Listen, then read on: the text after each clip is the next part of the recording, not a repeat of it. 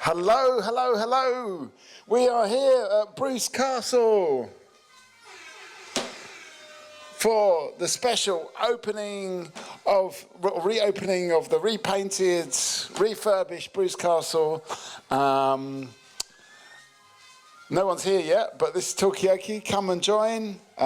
Say whatever you want to say. My name's Mikey. I am the person in the middle, and let's see who we've got around the outside of the table. Where are we going to go with this? This is Talkaoke. I'm here. Okay. So my name's Mikey. What's your name? I'm Margot. Hi. And who have we got over here? Come and join us. I'm going to hit you with a round of applause. Hey. Hi, I'm Jen. Welcome. And yes, you may or may not know that the way Talkaoke works is it's kind of up to you what you want to talk about. I mean, obviously, I've been doing this a while. I can talk about anything, but it's kind of up to the people around the edge of the table. Have you got something, Margot? I just got a question because this is Bruce Castle, and yet there's some kind of a link with Alexandra Palace, and I wonder, what is that link? What is the link with Alexandra Palace? Also known as Ali Pali. Ali Pali. Also known as Ali Pali. I guess the link is working for the council, Haringey Council, and so I work at Ali Pali on the creative learning team, and thank you. Yeah. So I look after the Young Creatives Network, which is for 16 to 28-year-olds looking to get ahead in the creative industries. Yeah. So this link kind of came about because we were looking for a pop-up event to kind of showcase everything that our Young Creatives Network have been doing recently. Right. Yeah. And what have they been doing? Well, in the museum foyer at the moment, we've got the culmination of an 8-week radio broadcasting course. Okay. Which was led by Jess Samet,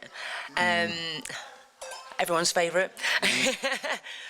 So they are in the middle of a live broadcast. Hopefully we're not interfering with them. Hopefully we're far away enough. Nah, it's absolutely fine. It's absolutely fine. Yeah.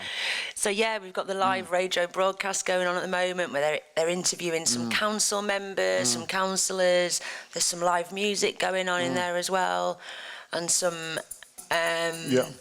They've also created some what's the word? They've created some pieces, some sound pieces, and some like interview pieces about Haringey really. And we've got some live music in the tower from DJ and MC Academy. So we've got live DJ boiler room style rave going on in the tower at the front of the museum. And that's an MC Academy. Yeah, DJ and MC Academy. And can you get a diploma in the MC Academy? Or some kind of... Diploma in life. Yeah. DJing, They work with young people. So that's going on. And then we've got, obviously, you guys doing Talkaoke, which is amazing. I'm going to just give a horn. I don't know what I'll give. Talkaoke, yeah. I don't know. That was a bit off time, wasn't it? But anyway, because I wasn't sure. What I really wanted was like a... But I realise I haven't got it on this sound pad. Anyway, too much information. But then again, we're still waiting for, I guess, for the real momentum of the conversation to... That's interesting because you've got the radio and then you've got the MCs. Of course, there's a DJ as well, so there's the music side of it. But I think both things... MC Academy. Yeah, but MC Academy, you have to have a good voice. You have to be like really... You have to have a good chat. I recently started listening to Rinse FM, and they do a lot of these sets where you've got the DJ's playing, but you've got the MC just shouting stuff out. And sometimes it's not like, it doesn't have to be complicated what they say, but it's more about feeling the beat. But they do have, I've noticed they've got like a certain timbre of voice, there's a certain quality of voice. I wonder if it's similar for the radio. I guess you have to have a radio voice. But what is a good radio voice, I would ask? I mean, there's a lot of radio projects going on, so it might be a good thing just to bring up. Yeah, I mean, the radio voice, the radio face. We're going to do it now, and I'm afraid it's you two, Margot and Jen, that are going to have to help us elucidate. I can't say anything. Have I got a good radio voice, though? I think you have. Yeah? I think you've got a beautiful radio voice. Thank you. Yeah. Often people say I've got a good radio face, but I don't know about the radio voice. What makes a good radio voice? I don't know. I think I like it because I like it when the voice, be it an MC's voice, a radio voice, has got a depth. When you like really speaking from your gut and speaking from your gut. From your gut. Because it's just nice. I really like deep voices, and on the radio you can really do that. You don't even have to have like a super I don't know, detailed voice training. You can just get close to the mic, and it just you know, you can. Yeah, maybe go a bit softer, get a bit closer to the mic, and go a bit softer. Yeah. Yeah. For Valentine's Day, get ready for Valentine's Day. Okay. 1 week's time. Okay, 1 week's time. Valentine's Day. Any plans for Valentine's Day? Have you got any plans for? I'm actually going to a 40th birthday party. Okay. Not very rock and roll. Giving away my age as well. Well, no. I mean, to me, it sounds quite a young age to me, I've got to say. But is it your 40th birthday party? It's not mine, no. It's a friend's. Okay. Yeah. Does that really give away your age? Because you could be any age going to a 40th birthday. That's true. That's true. But mine was last year. It was last year. Okay. Any thoughts on 40th birthday Same here, party? but that reminds me, I need to organise my 40th birthday party because I actually went away from my birthday, which is what I sometimes like to do. Yeah. But I need to organise a party. Yes, it's probably not going to be age appropriate because I'm planning a dodgeball tournament as I do every year. Yeah. But obviously last year I didn't do it, so I feel like this springtime I need to do like a big one. So you're invited already. Dodgeball inviting Jen. A dodgeball tournament. Yeah, tournament. Yeah. Do you know what dodgeball is? Yeah. Used to play it at school. Yeah. Okay. And there's that film as well. Yeah. Ben Stiller film. I haven't seen this film. What film is that? Is it called Dodgeball? Yeah. I think it's literally called that. I just remember there's like one player who's like, I think the way he's presented in the film, maybe unfairly, that he's a bit of a loser and he's got this wife that she's never happy with him. He's trying to really hard to impress her. Maybe there's the Valentine's Day link. I don't know. He's really trying hard to impress her by playing dodgeball, and then she just sits there in the audience going like a big L, like a loser. Really? He's like, oh no, L stands for love. That's how he explains that to himself. I just remember that scene. I watched that film, but I don't exactly know what goes on there. That's the main thing that stuck with me. Okay. It's another silly Ben Stiller film. Ben Stiller film. Yeah. I haven't seen it, so I can't really comment on the film. But what's the one where he's a merman? What's that one? Oh, you mean Zoolander? Zoolander, where he's he's like a male model, isn't he? Yeah, that's right. Yeah. These are all the like 90s films, late 90s. Early 2000s. Yeah. 2000s. I'm hoping. No, it's 2000s, not 90s. Yeah. Okay, false alarm. Yeah. Okay. All right. Give us a final thought. My final thought is just about looking forward to the evening, really. Like just thinking. How many people are going to turn up? What's the vibe going to be? Hopefully people bring just a willingness to get involved. I think they will. I think they definitely will. Yes. I have to say, this building, I love this building so much. And particularly, I really love this room. Do you prefer it to Ali Pali? I've never been to Ali Pali. Okay. Can you believe this? You've I have never actually been to Ali Pali. Never been? I know. I need to go. What's the good thing to go to? How can you have not gone? Okay, what's a good thing to go to? Hang on. I know you're leaving, but there's you've dropped the bomb. You've never been to. Well, there's loads of live music. We've got the theatre, which does live music, but obviously theatre and comedy as well. Comedy nights. Is it always like big names? Because I know somebody that I know went to see. I think was Nick Cave recently, but that's like I'd imagine. Nick Cave, Ali Pali. Yeah, right. Yeah. We have really big names now. Like I think people really love Ali Pali. I think it's like there's a bit of mystique around the building, so we generally have like big artists, like people like Fontaine's DC who played recently. Yeah. That's like the second or third time they've played at Ali Pali. Wow, so people want to kind of return. Yeah. And it's like you're on the top of the hill. You can see the whole of London in front, in front of you, and it's it's an amazing space. Okay, so Margot. I feel literally ashamed that I've not been. Yeah, I mean the thing is with us, we're kind of like a small operation. We do smaller venues, so if we were going to do Ali Pali, we'd have to sort of increase the scale. Yeah, either go into a little small room or increase the scale. Or we could do a super large scale event, but it wouldn't be Talkaoke. Obviously, it would be like a sort of, like a stadium-oke. Shouty-oke. Exactly. Yeah, we're pretty hectic. Yeah. We could do like a massive scale blind update. Yeah, we could, yeah. Oh, well, there's lots of... We have got lots of formats for larger crowds. All right, see you later. Thank you, Jen. We're going to hit you with a round of applause. I'll be back. That's more of a polite smattering of applause. Need to turn that up a little. There we go. Sounds like they're underwater these guys clapping. Is it merman clapping? Yeah, it's merman, right? The expense that I went to capture that recording. And you've been so dismissive. Yeah, I had to find. Did you record in Ali Pali? Maybe that's where we should go to record our. Well, that's where Nick Cave recorded his applause. That he used for. No, there was no applause, but he recorded a film there. Mm-hmm. I can't remember what it's called now. I've just realised I've messed this up. He recorded a film. What's it called? Oh, I can't remember. But This Much I Know, or something like that. This Much I Know is True. Yeah. Something like that. Something like that. Yeah. But he's gone really quite spiritual, and I feel like maybe if you are a little bit, if your art is a bit spiritual, you can't do it anywhere, you know. Like there's in the UK and maybe some other European countries, not Poland for sure. We lost the sound. Is it? It's very quiet. What happened to the? It's a cable, I think. Oh, uh-oh. We need a new cable. Write that one down as well. Okay, I'll add it to the email. Have you got some gaffer tape? Yep. Thank you, Swan. Let's just do that again.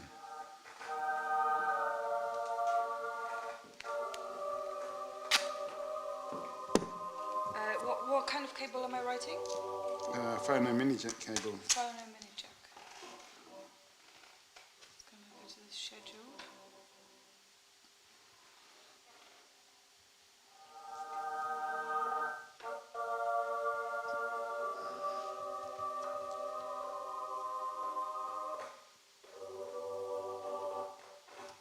Is this one working at all?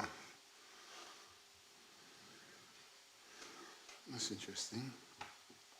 One of them's not working at all, so we definitely need a new cable because it's only working on one side.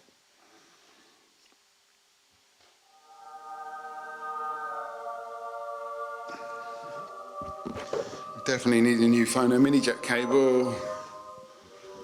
Part of the week 6's maintenance trip.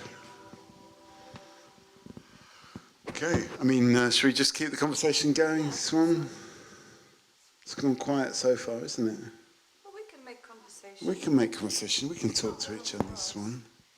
What do you want to talk about, though, Swan? Telling you. I'm going to carry on with my thoughts, if that's okay. Yeah, you do that. Yeah, because we were talking about Nick Cave going a bit spiritual. No, but I want to kind of link this, Jen was saying how some artists like coming back to Ali Pali. I really like this building, Bruce Castle. Do you think we'll be coming back again and again to Bruce Castle? Yeah, maybe. I hope so. Yeah. But what I wanted to say is that I think the venue can really kind of reflect the type of art that you make or the kind of feeling you want to create. So in a way, maybe, from what I understand, Ali Pali looking like, and this like view over London and stuff, I'd imagine that's quite a spiritual place maybe, or it's got that, evokes that. Well, it's got a very important history when it comes to the history of broadcasts. Right. Because it was where the BBC began, when they were when the broadcasting was radio broadcasting. And it's like the first radio. Hello! Come and join us. Hello. So, we have got Margot. I'm Mikey. Tell us your name. Reese. Okay, hit you with a round of applause. At the moment, we're talking about different venues. Bruce Castle, Alexandra Palace. Do they have a kind of feel that kind of almost sets the context for the work that works there? So you were talking about, weren't you, about Alexandra Palace and Nick Cave and Fontaine's DC really like, and they keep coming back to this place because they feel like their music suits that place. Yeah. So that's what we're talking about. I mean, do you know anything about Alexandra Palace? Well, yeah, I suppose I do. Have you ever seen any music there? No, I haven't, but I'm actually trying to go to K Tronada. He's going to be in April. Who's that? K Tronada, I think he's Canadian, he's a DJ. K Tronada? Yeah. Okay. He's a what DJ. Kind of DJ is he? Like electronic, right. A bit of funk, kind of like old school R&B as well. Right. Okay. But yeah, that's kind of my main. Yeah. So we'll have to ask you again once you've been to the gig, if go on, hang on, let me just That sounds quite good because I made a confession to Jen that I've never actually been to Ali Palace, so I've not seen music or anything. I've not set a foot there. So, but the DJ you're describing sounds like maybe something quite good to go to as the first gig. Would it be a good... When is it on? 25th to 27th of April. 25th to 27th of April? I think there's a big waiting list. Yeah, there's a waiting list. You can't get a ticket. It's quite popular. Are you on the waiting list for tickets, or have you got tickets? I get staff tickets. So you get staff tickets. I mean, if we're doing this show, are we effectively Ali Palace staff? Can we kind of squeeze in under the wire? I'm pretty sure. Yeah. Yeah. Okay. We talk to the right people. Yeah. Pull a few strings. Okay. Okay. I mean, maybe we could offer to do a talkaoke there on the night. Yeah. Just in the cloakrooms or the smoking rooms. We were saying that Ali Palace is a bit of a big venue for such a small scale talk show, but we need to find a very small corner for it. But yeah, go on. I remember going to a kind of ecstatic dance event, and then they started in... Where was this? Where? That was in the Round... Is it the Round Chapel in Hackney? So again, it's just another space. There used to be, something else before. So obviously, I think it's still a functioning chapel. There's still services happening there. But because they've got this wonderful wooden floor, which is what I really love about this space, it's just such a brilliant space that they hire it out. So they hired it out for this event that I went to. And there was quite a lot of people. I'd say maybe, 60 people. So it's quite a few. And then they got us to stand in a circle and just do, I think we were drinking a cocoa, right? Cocoa. But it was just so amazing to see such a big circle of people just, spread across the whole space. And what is this ecstatic dance? Ecstatic dance.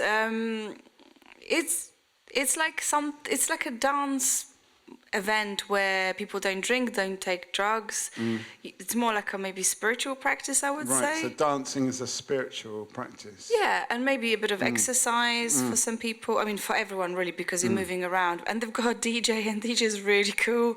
Right. And this particular DJ, he didn't have a prepared set, so he was playing all sorts of things. And it's funny how you're dancing for 2 hours non-stop. I've not really stopped. So I was quite tired at the end, or the following day. You really feel it, but at the time you don't. You just move. And the more you move, the more your body is flexible.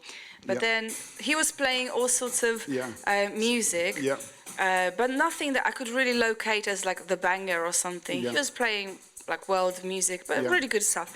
And then towards the end, he played, I can't remember which one it is, but it's one of the top club classics, and it felt so good. And then I had to remember, this is not everyone's really wasted and everyone's on a come down. It was a natural high. Right. Okay.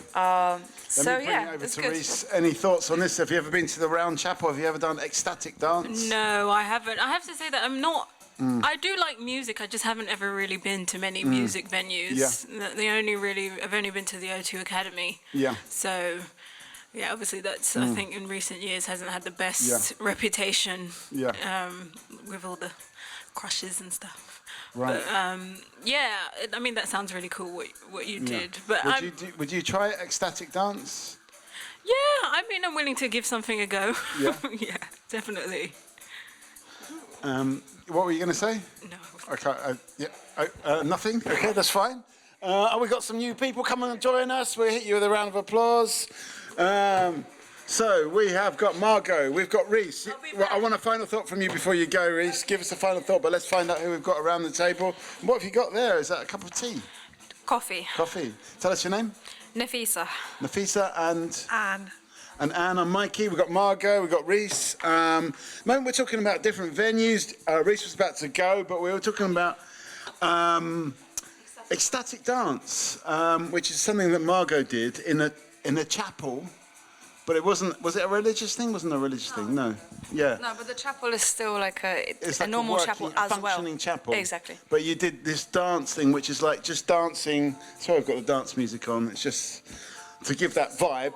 But has anyone here? You haven't done ecstatic. Have you done ecstatic dance? No, but I've done Zumba. I do Zumba all the time. Yeah. What is Zumba? Tell us a bit about Zumba. Well, it's Latin American dancing, right. Yeah. And it's really great because it's exercise as well as dancing. Yeah. So you burn a lot of calories, you have a lot of fun, and it's supposedly like a party every time you go. Does it feel like a party? Yes, the music's fantastic. I love it. I mean, Margot was saying, weren't you, that you dance so much and you only realise how exhausted you were afterwards. Yeah. It's only kind of hit me the next day. But I've never done Zumba, but I don't know why. Maybe it's just the sound of the word, but I always think that there's a lot of hip movement.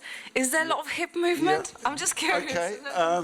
There is a lot of hip movement, yes, but you get used to it, and as you do it more, it's more you're more loose and it's more fun. Yeah. And you're always learning something. Yeah. It's terrific for your endorphins. I mean, you feel so happy afterwards, and apparently very good for your brain as well, because you're concentrating on the choreography, which is always a bit different. So it's not just good for the body. Not good for the body, but good for the brain as well. Good for the brain too. Okay, Reese, let's get a final thought from you. On Zumba. It can be anything. Dance. What's your favourite kind of dance? There's a kind of hang on a sec. Let me just.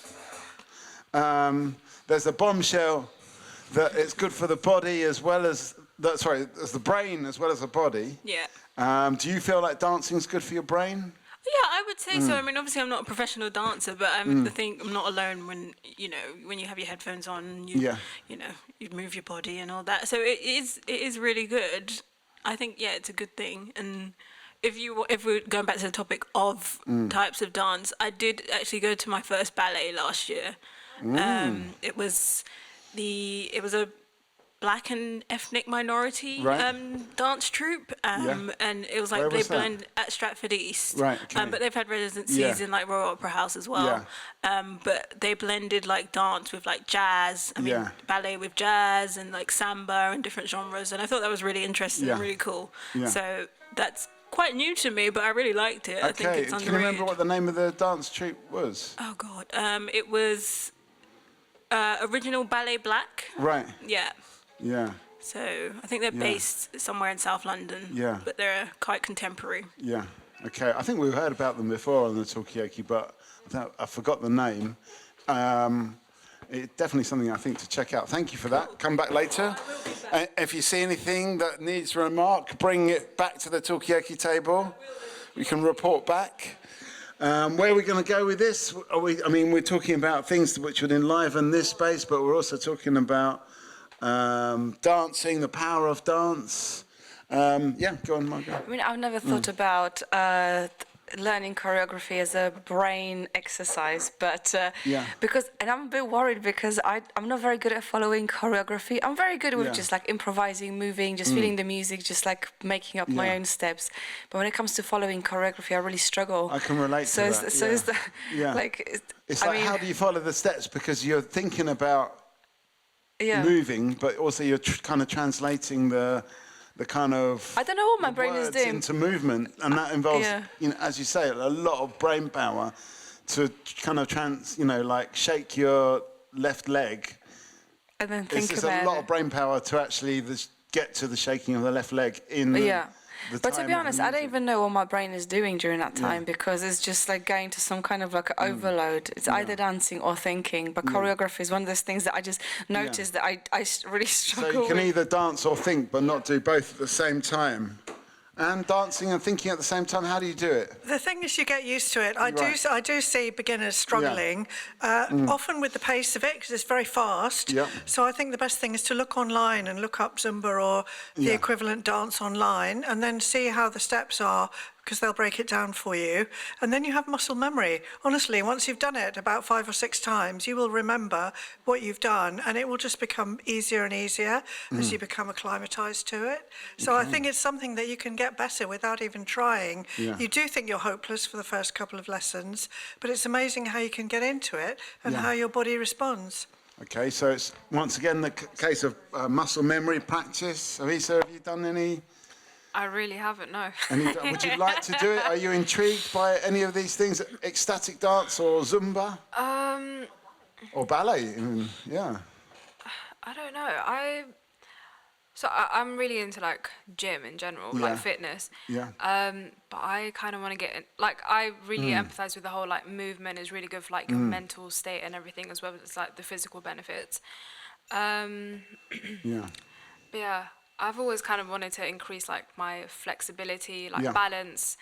Like I feel like any sort of like yoga or like slow movement is like really good for that, and then like slowly you pick up the pace as well. Yeah. So start off slow and gradually speed up. Yeah. I mean, have you done yoga in the gym? Because I sometimes wonder whether that would like. Is that the right setting? And the reason why I mention that is my friend started seeing this masseur, and obviously massage is like you have to get into a zone, you have to relax. But she said that she finds it very hard to relax because of the gym setting, because people are going in, going out, you know, they just, you know, they bring in like energetic energy, right? And she just wants to chill out. So she always has to kind of like almost like not look, just walk through the gym, like disengage somehow.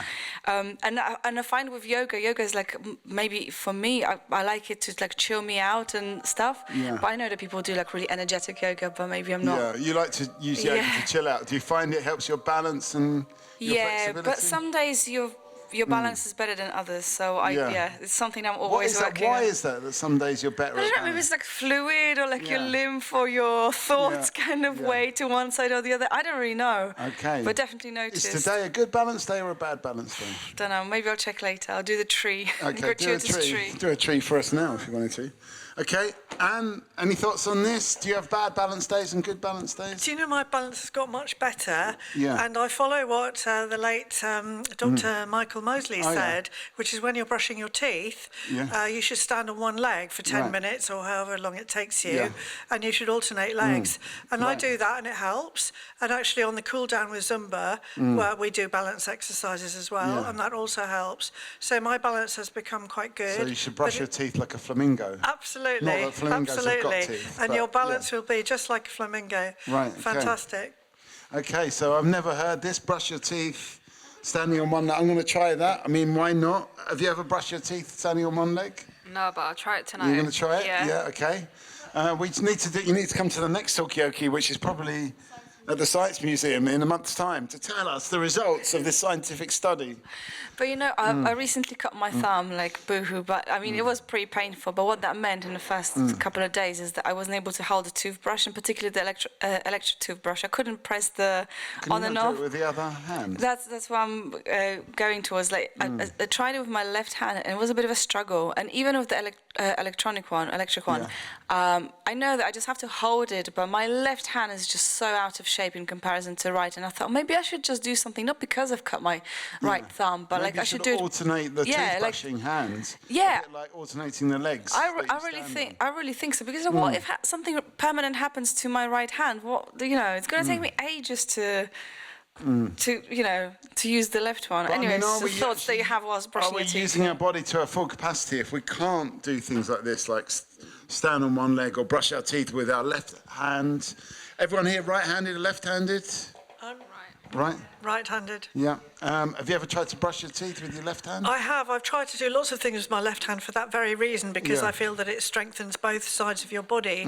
I've also done that with my left and right leg, because I feel that my right leg is stronger. Right. And I think if you consciously do it, you make an effort to strengthen your left side of your body, it really does help with your balance as well. Right. You're less likely to limp if you've injured yourself. Right. And all that sort of thing. So I think it's really crucial to make sure that you're quite sort of evenly balanced, and you can work with another hand if you have to. Yeah, well, that's a really good point. I feel like I'm sort of just everything right-eyed, right-handed, right-footed, everything right. Yeah. Apart from my political opinions.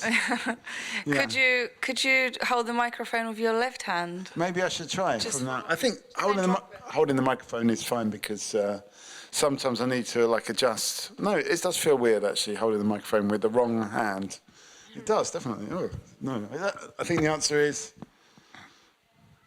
no. Okay, we understand. But maybe I should try, but it might be a bit too mentally challenging when I'm trying to conduct a conversation. But yes. I mean, I wonder, because you were talking about gyms, I wonder whether there should be like a segment or like a section in the gym where you can, that encourages you to use the other side of the body, the less dominant one. I mean, is that something worthwhile doing at the gym? Because, I mean, presumably you can do whatever you want, right? Because once you know how the machines work, you can just do anything. But just something like a special encouragement, because I don't see we kind of do it as something like a novelty. Have a left-handed day or like a less dominant handed day or something. Yeah. I mean, I don't know. I just wonder. Maybe, I mean, the way I think about it is like maybe when somebody who is like, I don't know, has some kind of accident or a stroke or whatever, then maybe they have to like regain the movement in their limbs. So maybe that's when they focus on like the gripping or whatever. But I think everybody could do with a bit of that. So maybe, a segment in the gym which looks at other-handedness. Yeah, the other-handedness and other-leggedness. Other-leggedness, another. I mean, is it just hands and legs that are like one side dominant? Are you like left or right nostriled, for example? Oh, well, apparently, I don't know how true it is, but apparently we only ever breathe out of one nostril at the time. Really? And the whole, So what happens, what does the other nostril do? It's just chilling, and then sometimes they switch. I don't quite know when they know to switch, but apparently if you're not concentrating, your body just like naturally just does one nostril? Yeah, right. Apparently, yeah. Okay. And then in yoga, you sometimes do like you cover your nostrils and stuff, and then you can really feel the one nostril is like blocked. You're like, but I didn't think it was blocked because I was breathing normally, and yet. Are you left nostril or right nostril? I don't know, I think maybe I'm right nostril. I don't know what the relationship is, but I'm going to monitor it closely so I can feed back. I have no idea. Okay, I'm going to go around to, are you left nostril, right nostril? Well, funny enough, ambinostrils? I do recognise that issue where you think that, I think that my dominant nostril is probably my right one, but then sometimes it's completely blocked and my left one is unblocked. Yeah. But I do notice that one is often blocked, and I think your nose somehow switches from left to right, and I have no idea why, but at least, one of them is working, and that's the main thing. I do believe only one is working at a time. I mean, it's funny, there's so many things going on in our bodies that we don't even know about. They're just happening kind of in the background. Yes. Yeah. Also, I'm thinking about the balance. You know how, we're mostly symmetrical, right? Mostly symmetrical. But then the heart is on the left-hand side. The stomach is mostly on the right, or is it bang in the middle? I don't know. But I wonder whether that kind of contributes to how we hold our balance. It's like, I'm heavy-hearted today. Moing. Yeah. I don't know whether the internal organs, how they position themselves, whether that influences your balance. I don't know. Okay. We're going to weird. Never done this. I've been doing this Talkaoke 28 years. We've never talked about how internal organs might affect your balance. Any thoughts on this side? I don't think it necessarily affects your balance, but I do think that your sleeping position is very much affected by left or right. And apparently the optimum sleeping position is on your left, and that is because most of your organs are on the right. Right, and it lets them sink down to the bottom. Yeah. Well, you're squashing them. Literally, if you're sleeping on your right side, you're squashing your liver. Right. Okay, so you sleep on the left, and then that gives your liver a bit of gives your liver and space. Your stomach a bit of freedom for digestion and processing, which they have to do. So the ideal way to sleep is on your left-hand side, apparently. Okay, there's a lot of health tips coming out here. Sleep on your left. Any thoughts on this? Well, it sounds about makes sense. Sometimes I just wake up on the opposite end of the bed, like I don't know. I mean, just hop around. I mean, don't we kind of find our natural equilibrium when we're sleeping, and then we just kind of sleep as we want to sleep? Is there a healthy and unhealthy way to sleep? I've heard that apparently the best way to sleep for wrinkles, for not getting wrinkles, is on your back. But I can't sleep on my back. Really? Because apparently, because you're working with gravity, and then, I mean, I don't know. Is it real? I don't know, but apparently if you sleep on your back, it's better. Your face when you sleep, and then when you wake up, it all kind of crinkles back. Yeah, but that's okay. Yeah, go on, I heard it's to do with the pillowcases, because mostly people are starting to sleep with satin pillowcases or silk pillowcases because they're more better for your hair and your skin. Yeah, really. But it's just smooth, I guess. But cotton or whatever. Sometimes you wake up, you've had a really good night, you have those wrinkles on your arms and your legs. Yeah, that's how you know you've had a good nap. But I think that's what the science is behind that. If you just lay on your back, then then everything just drops down. Yeah. Okay. So we need to sleep on our side, apart from our head, which needs to be upright for the wrinkles. Any thoughts on this? Well, I used to sleep on my back a lot, and now I can't. Yeah. So, I mean, I think it partly depends on what you're used to and what you can make your body do. Because if you tell yourself, oh, I won't be able to sleep on this side, then, hey presto, you can't get to sleep. Yeah. So I think really whatever works for you. Yeah. Good night's sleep is obviously key. I sleep on my right, and you do get creases on your right-hand side, but they go. Yeah. So I'm not too worried about that, because at least I get some sleep. Okay, so sleep, kind of the amount and level of sleep, I've got a sound effect for that. The amount of sleep is more important than the details about what your position is. I think I'm of that school of thought as well, because essentially if you're getting good sleep, then that's the main thing. But I have heard about the silk pillows. I've been contemplating maybe looking a bit more. Yeah, because as you say, it's good for the hair as well. Is it? Yeah, I don't know. It's just kind of like cotton pillow, so maybe that's what's happening. Well, I think I can see it in your hair arrangement. Yeah. But yeah, it's funny how people have got, apparently these days people have got like sleep deficiency, and I wonder like, what is that about? Has that always been like this? Is it down to the pillows, or is it the pillows, or is it the stress or whatever? Yeah. Because I mean, what would you say a good amount of sleep for a person is?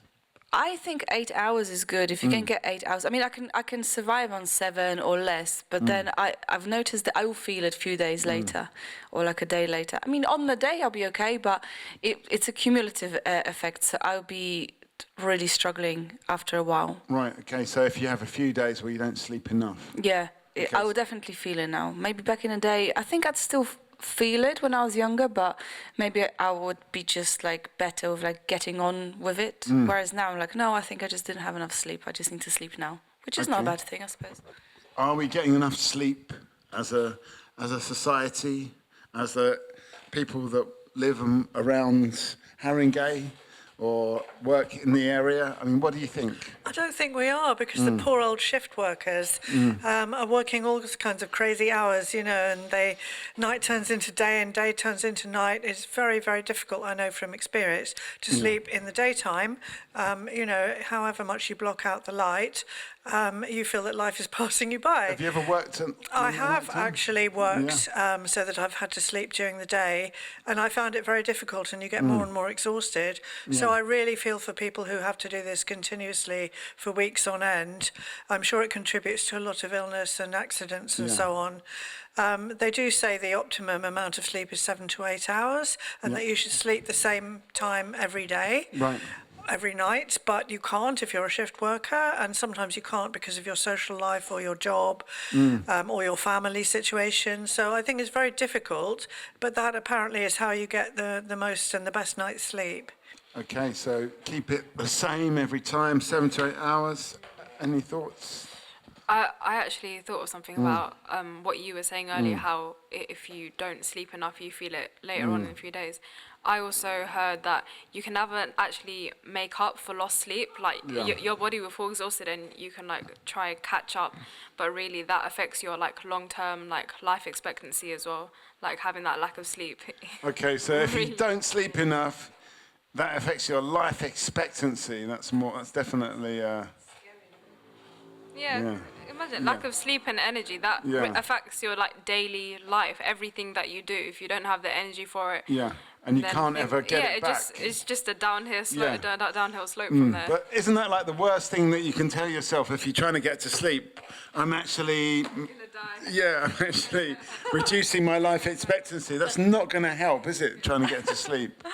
No, but for instance, as these guys are recording a live podcast there, or broadcast, and because we started by talking about radio a little bit, radio voice, stuff like that, I really find that listening to podcasts helped me to go to sleep. And I won't know how the podcast ended or was the main kind of headlines of it, but some people have got really good voice. So what is a good sort of soporific voice? I don't know, it just really depends. But for example, I enjoy listening to podcasts that kind of talks about culture. These three guys just talking about Polish culture. Anyway, it doesn't matter.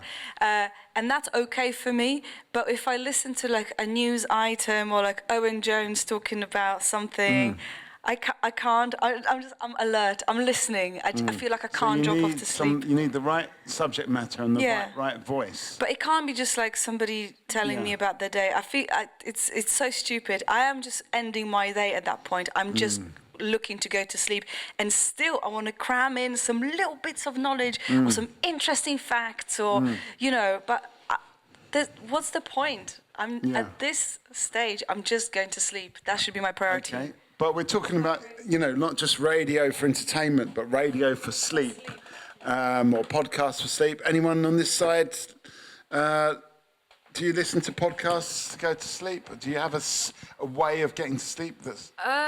I actually find the most effective way that helps me fall asleep quickly is just having some sort of background noise, like whether it's something on TV or just some random YouTube video. I don't know. I feel like it blocks whatever thoughts are happening in my head, whatever intrusive thoughts I might have. Yeah, it just helps it just all disperse. Yeah, and then I just just gradually drift off to sleep. Is there a particular kind of good voice for that?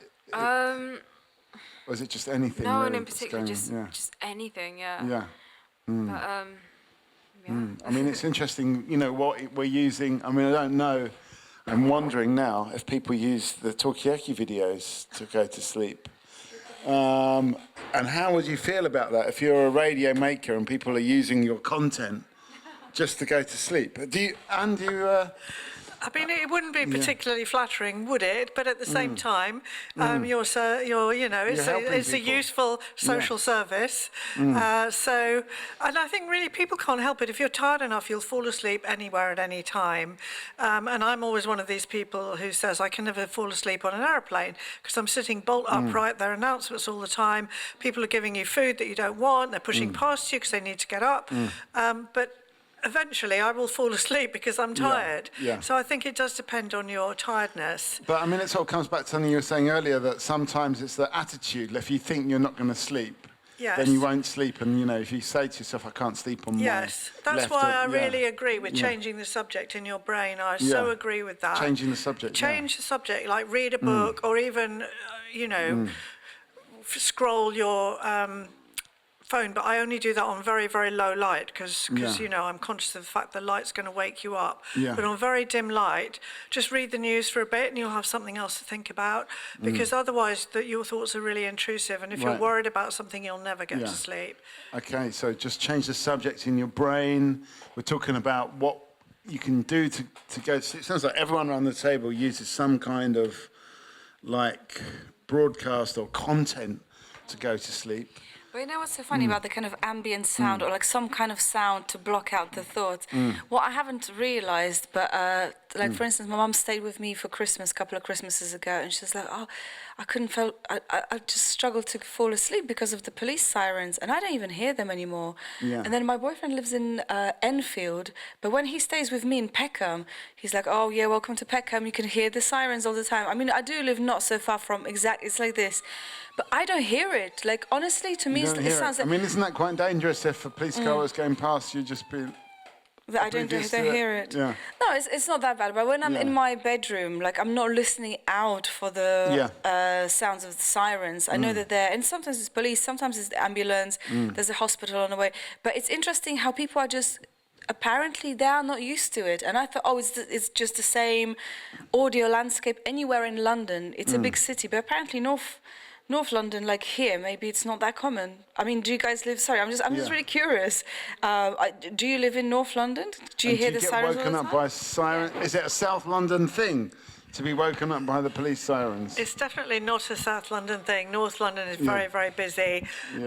Funnily enough, where I live is near boy racers on motorbikes, and every night, all night, kind of from about 11 o'clock to literally 5 a.m. or 6 a.m., you can hear them going round and round on their motorbikes. That sounds very annoying. Well, at first it used to annoy me, but it's far enough away now that I just hear it and I go to sleep anyway. It's almost like the background noise. Yes, but I imagine actually for residents who are very close to those motorbikes, it must be extremely annoying. Yeah. And I just think it must be an obsession because it happens every night. And I don't know if it's the same people or different people, or if it's a club or whatever. Yeah, but they do it in all weathers. Midnight motorcycle literally in the club. winter, in the summer. It's never too hot, never too cold. Even when it's raining, they're out there. Yeah. So you just have to live with it. Yeah.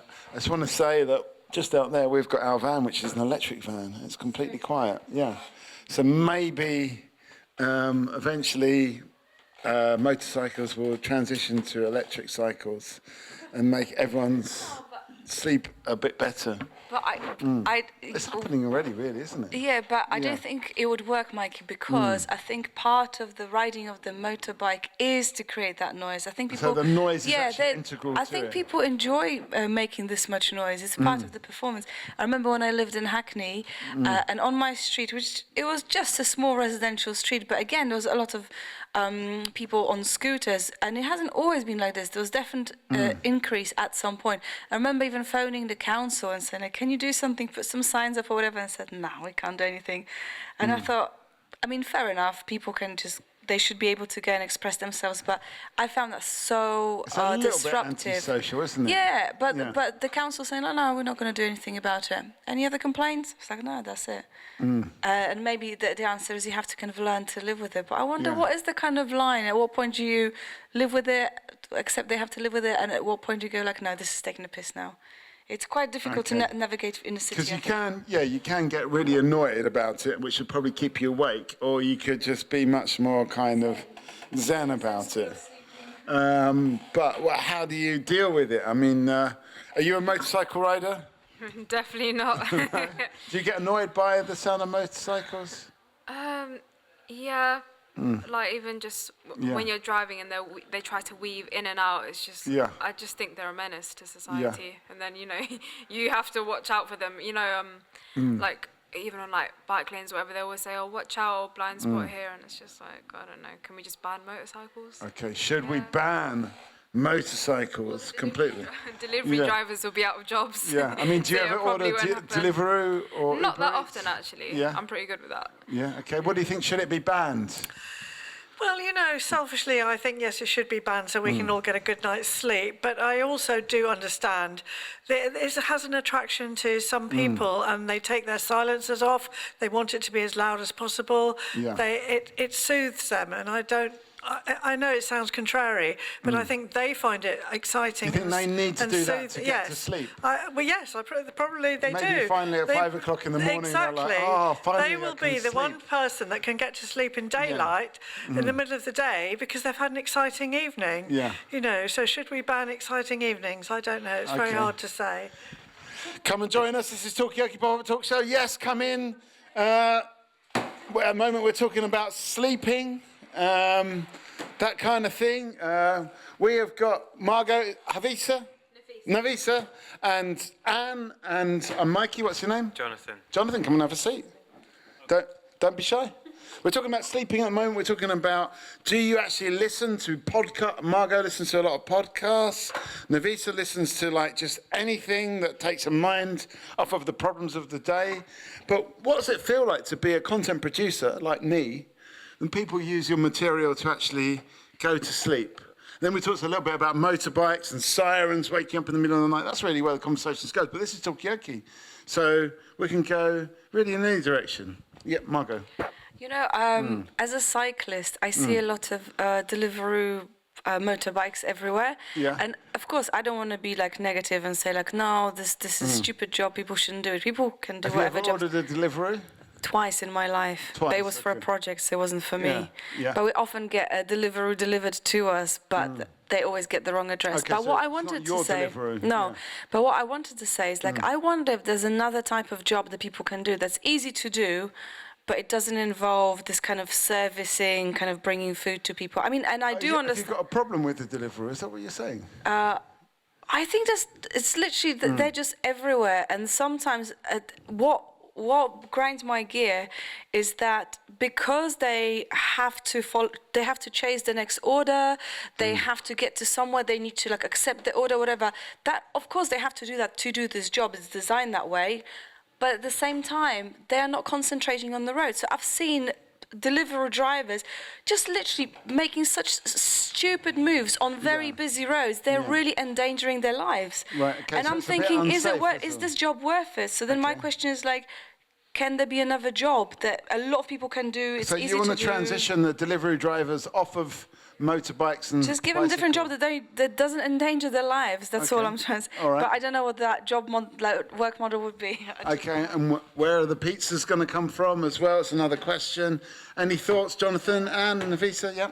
I used to work at a fast food place, and when we started doing like delivery services, like there's something else that really happened is they would actually steal the food. So they're on their system, and on our system you have to make them like start the journey, so you know that they're going to the person's house, and some of them don't, and they just take the food for themselves. And then you have an angry customer calling out, "Where's my food? It said it's coming, blah blah blah," and we have to remake it.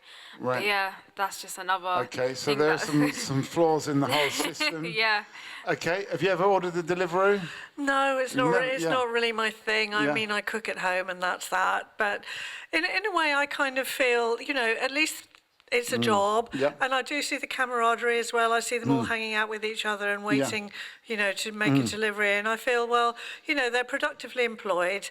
And they're making some money. So you don't think they should be transitioned into another job? Not really. I think it serves a purpose. I mean, some people are completely addicted to deliveries, and they get takeaways all the time. That's not me. But it does serve a role. It serves a purpose. Yeah. Okay, Margot. So it serves a role. Maybe these people are hungry. We're hearing from Nafisa sometimes they eat the food themselves. Go on. I mean, I don't know. In a way, maybe if it's like McDonald's or like a big chain or something, I'll be like, yeah, fair enough, It's annoying because people have to make it, and if it's like a busy night, a Saturday or something, I'd imagine there are orders coming in all the time. If it's in any way comparable to when I worked in a restaurant, it's just like, people, This whole chat is making me hungry. I can get you some snacks. But maybe if it's like a small, maybe independent takeaway place, and then people kind of driving off with the food and keeping it, like eating it themselves. I don't know. Like in a way, I feel like cities can be like brutal places like this. You kind of have to, you do something good and then do something a bit dodgy. Yeah. And oh, it's the headphones making like a little. Yes. It's going to send us to sleep. Yeah. Is it going to send us to sleep? Maybe that's a danger we've got anyway. What's on the headphones? Excuse me. Yeah, I've got one in my pocket. Oh, there's one here. Yes. What is on the headphones? Huh? What are you asking what I'm listening to? Yeah, what are you listening to? Sounds like some poetry or some speech. I really don't know. Has it got the potential to send you to sleep? Maybe, actually. Maybe? If I was tired. If I wasn't drinking coffee right now. It's like vodka Red Bull, apparently. I mean, I never used to like vodka Red Bull anyway, but when I used to drink, I don't anymore. But it's supposedly Red Bull keeps you up, and then vodka brings you down. So it's like a strange combo where you can, I don't know. But somehow people were very energetic after vodka Red Bulls. Yeah. The stimulants seem to have taken over. Yeah. So I wonder what's going to happen with coffee and the kind of relaxing poetry. It's like which way is going the pendulum's going to swing. Maybe it will stimulate the kind of the creative elements of the poetry with. Can you have energetic sleep? I wonder. I don't know what that would look like. I mean, I don't know. Coffee and poetry together. How is it working for you? I wonder if this is more catered to students. If they if you're listening to some sort of educational podcast, they're falling asleep to it helps it stick or sort of sink in a bit more. I'm not sure. There's different type of learners in the world. Yeah. But Can you actually? Is it a good time to learn when you're falling asleep? Do you actually is your brain that more porous? Apparently it is. Apparently when you're revising for exams, you read over something last thing at night, it sinks into your brain and you remember it better in the morning. Yeah. And another thing I've heard is if you've got a really difficult problem, and you go to sleep on it, you may wake up with the solution. Right, okay. So I think sleep is actually very good for your brain processing all the difficulties of the day. Okay, so it is actually processing the difficulties of the day. Jonathan, have you got any thoughts on any of these topics? Sleep, well, I've got a 1-year-old daughter, so sleep is a distant memory for me, I have to say. Not is it like a faraway idea? Yeah. It's like a liberating island? Abstract concepts, yeah. But, what would help you sleep more, apart from getting rid of the daughter?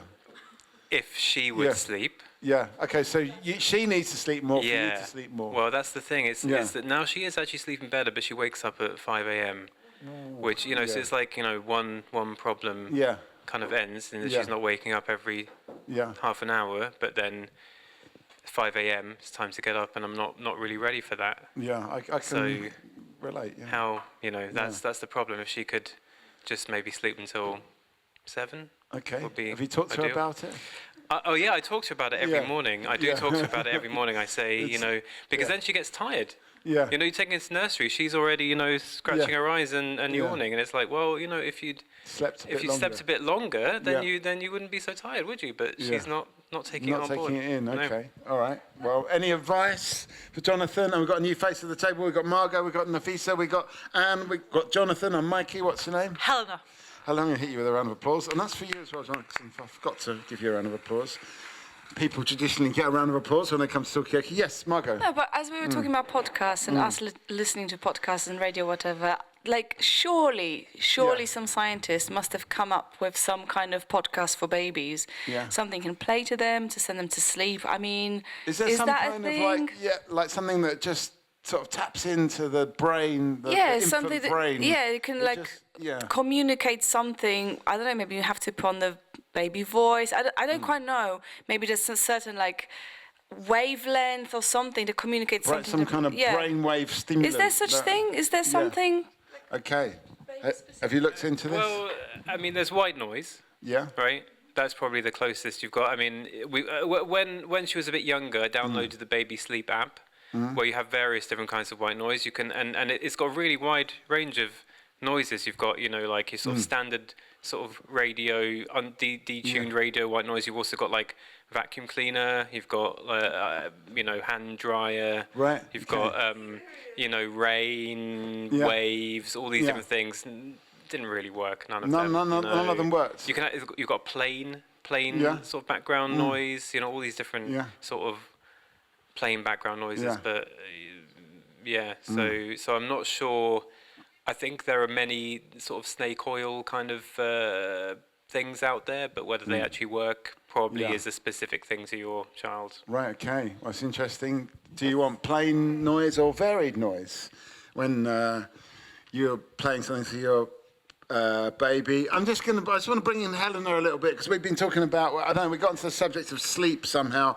I think it was from what side is it better to sleep on, your left side or your right side, or your face or your head? Are you going, Navisa? Give us a final thought. Give us a final thought for now, though, because normally that's a good one. Okay. Don't have kids. Yeah, that's the... So it might be a bit late for Jonathan now. If you've got them, should you just get rid of them? Is that, okay. Get rid of the kids is the advice. Okay, I'm just explaining, basically we started talking about sleep. How important is sleep? Apparently we heard from Navisa that if you don't sleep enough, it actually shortens your life. So it's good news for you. But obviously you can't think about that when you're trying to get to sleep. It's much better to listen to some kind of podcast or video talking about stuff. It could be this. If people are watching this online, I hope you're getting a good sleep. So that's what we're talking about. And police sirens, motorbikes, Deliveroo's, should they be banned? This is kind of some of the stuff that we're losing sleep over. So that's where we are right now. I don't know, are you a good sleeper, Helena? I'm an excellent sleeper, yes. Yeah? Thank What is your secret? Not having kids? Well, not so far. Not yet, at least. Yeah. No, my secret is that, basically, I just sleep very, very well. Mm-hmm. Yeah. Your secret is there's no secret. Yeah, a bit like I just conk out, Okay. Pretty much, yeah. So that's not going to help us a lot, though, if you've got no kind of advice about just go to sleep, because that's what I think some people are trying to do. Yeah. Okay, fine. I do have a little secret. You have a secret, yeah. So basically, what really helps me to sleep is the pills that I take for anxiety. Right. Okay. Okay. So there's pills you take for anxiety, and Yes.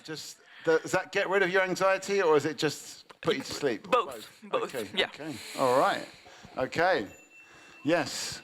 It's interesting. My mum, I didn't realize this, but all throughout my life, my mum never had a good sleep. I don't think Right. she always had a very interrupted sleep. Maybe that was as a consequence of having you as a child. It could have had something to do with it. Yeah. But apparently, when she started What's the taking, final thought? when Yeah. she started taking these, Hang on a like, second, Margot, because it's a very important anecdote, but we need to get a final thought from Anne. Yeah. Final thought on sleep is, get as much sleep as you can. And I mean, my tip actually is to try and catch up on your sleep at the weekends. Yeah. And I never thought that I could go to sleep 2 hours earlier than normal. But if you get that chance, do it, because then at least you catch up a bit on your sleep in the end. Okay, so instead of having a lay-in, you actually go to sleep earlier and just get that sleep down, get it in the bank, so to speak. Yeah. I think Thank best you. of I'm gonna both give you a worlds would be if you can round have of a applause. job where you Yeah. can sleep on the job. Yeah. And What kind of jobs can you sleep on the job? maybe not when you're a Delivery lifeguard driver? or something. Mattress tester. Mattress tester, yeah. Okay. All right. Okay. Do you know what I mean? Like, Yeah. there's some jobs which are just so boring, but the stakes are pretty low, you like can a sleep on the librarian job. or something. Can If you I have sleep- a sleep for an hour in between the books, no one's gonna die. Right. If I'm a security guard, maybe it's Yeah. not that good. But- Okay. All right. So, what jobs can you actually sleep on the job? Can you yeah, I mean, being a student is a good one. yeah, yeah, yeah. Because like basically like it never happened to me, but like so back in middle school I had this very good friend of mine, and like he fell asleep during class, Yeah. but like the teacher saw him, and she had like this big folder, and she just like bam slammed it on the table next to him. Yeah. Did he wake up? He did wake up, yes. Did he know where he was? He was traumatized for the rest Yeah. of his Now life, he's a yes. serial killer. Yeah. Maybe. Yeah. Give us a final thought. My final thought is, as an employee of Haringey Council, I just want to say our librarians definitely are not sleeping on the job. and Okay. They're doing a very I mean, hard job. should there be like they've got it for bus drivers and pilots. Should there be like a little sleeping room for librarians and other Haringey Council workers? I mean, maybe not librarians. I think workers who do unsocial hours probably should have such facilities. Yeah, but librarians largely work during the day. There's no like 24-hour library in Haringey? Unfortunately not. Unfortunately not. Well, I mean, talk to Keir Starmer, ask him for fairer funding settlement for local government, and maybe we'll see that in the future. Okay. Well, Keir, if you're watching this, we need more funding for libraries to make them 24-hour facilities. That very thing came up when we did this Talkaoke in the Haringey Library, Wood Green Library. Yeah. People were saying because it was like considered a safe space and a warm space for people who maybe are homeless or have got maybe nowhere to go at different times of day, and people hang out there, and it's a safe space. So people were talking about maybe having it open 24 hours. Should we have 24 You've got 24-hour gyms, Yeah. and the other thing that people were saying is like, oh, maybe as you kind of like going through books, maybe between some books there'll be some like tasty snacks to incentivize you to just like to take curiosity in books, because there'll be like a little edible reward in the shelf. yeah, something like that. Okay, all right, so we've moved the conversation. We're talking about 24-hour libraries, potentially with sleeping arrangements, if Keir Starmer will pay for it. Yep. I can really imagine just like these mattresses, the comfy seats, and just get that, particularly if you're a student, because Anne was talking about, it's actually quite good to be learning before you go to sleep. So sleep and learning actually fit. We've heard from Anne, who's our sleep expert. Yeah, sleeping and reading. So I'm actually quite surprised now that I think about it a bit more. That libraries don't have bed-like settees or something. They should at least have a sofa. Or like bunk beds. Yeah. I'm going to have to bring you into this. Okay. I have a very wicked thought, is that like if you put beds in libraries, some people may get the wrong idea, basically. What would the wrong idea be? Well, I mean, they could just come in and have sex in them. Okay. Which is not like, I mean, no, but like genuinely. Why would you, if it's kind of like a sort of semi-public area, or would it be like a room that you go to? I mean. Well, but yeah. But if there are beds, I agree with you. I can really imagine like philosophy students or literature students just really making out. Really? I mean, the bed can be in a public area, but the idea of a bed is to have covers, right? But maybe this bed won't have covers. Okay, so it'll be a little harder to be. It'll be in the full glare of the public eye, a bit like Talkaoke. Yeah, because like, again, to go back to this Wood Green Library gig, somebody actually met their husband at the library because they were students. So it does happen. There are geeks out there who are well into books, and they would love that. If you had a 24, so there you go. There's an idea. If you had a 24-hour library, it would become more of a place to kind of cruise, wouldn't it? To kind of pick up. But I mean, like, why are 24-hour places always associated with like drinking or taking drugs or whatever? Why can't it be associated with like, and we romantically read this book together in bed? Yeah. Okay. And that's how we conceived our child. Right. We never asked Jonathan, but maybe that's just too personal. Yeah. But you know, it's nice to be reading books with your romantic partner. Okay, so reading books can be quite romantic. Yep. You agree? Yeah, I completely agree with that because a couple of weeks ago I was talking to this very good friend of mine, and he was telling me that with his girlfriend, he reads her out loud some books, and then they just like analyze them, and I think that it's such a good idea. Okay. And like for me, it would be like my dream relationship is to have this. Yeah. Yeah. What part of it? The reading bit. The reading bit, and like also the analyzing bit afterwards. Okay, so analyzing the literature. Exactly. That would be. I've never thought of that as a romantic kind of pastime. It's not necessarily a romantic. It's just that it's like very, very fun, and like it's something to bond over, and it's like and like I think that like analyzing books together is a very lovely emotional bond to create, basically. Okay. Have you got a particularly favorite book that? I mean, at the moment, yes, I have some Gabriel Garcia Marquez, 100 Years of Solitude. Yeah, okay. It's very, and like I've also watched the Netflix show. It's very, very good. There's a Netflix show of this book. It's brilliant. Really? It's so good, yeah. Can I borrow your password? Oh, sure. Never mind sharing analyses of books. What about sharing Netflix passwords?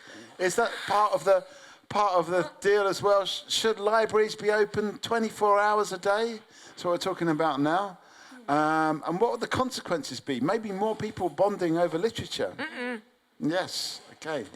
No, I really like this idea, and yes, definitely. I mean, it's just a different way of engaging with a story and with something. For instance, I recommended a book that I really liked, but I haven't read it in many years. I just remember that I really like it. I remember the film. I remember reading the book. Obviously, I really liked it, but I don't remember it in detail. And I just I gave it as a present, my own book, to this person. And then there's a lot of pages, small print. It's the Tin Drum, right. And as he's reading the book, like now and then, I'll be like, oh, so what bit are you reading now? So, oh, you know, it's when they did this and that, or that happens. And I'm like, oh, great, yeah. Oh, wait until you get to this bit. Oh, I got to this bit, but no, it's not that bit. It's, you know, it's I can't explain it, but it's just like it's almost like discovering, I don't know, it's like a treasure hunt or something. I don't know. Yeah, but I think it's just something about that way of engaging with culture, with a story, and creating a bond. I really like that. I've got a lot of time for that. But not everybody can do it. So what do you mean not everyone can do it? I think people just maybe would think this is weird, or, you know, like you can't really read a book without having some kind of end goal. I'm reading a book to acquire this or that knowledge. But if you're reading a book which is a story, you're just reading it for pleasure. For example, the book The Tin Drum, is there any knowledge, actual real knowledge that you gained from that, or is it just a story? It's a story. I mean, it's set during Second World War, but it's quite hard to decide. I mean, for instance, like the historical events. Okay, the war is happening. You know, that's a fact. That's some kind of knowledge. But the rest is pertaining to fictional characters, so I don't really know. But I can tell you, I've got knowledge of the characters. Mixed with fiction. Yeah, but it's probably mostly fiction. But it's a real, like, you know, it's not a fantasy book. Are there any images in that book that kind of stand out in your mind? Oh yeah, I mean, like one of the opening ones is where you've got the author is writing, or you know, the voice, the narrator, who is also the main character.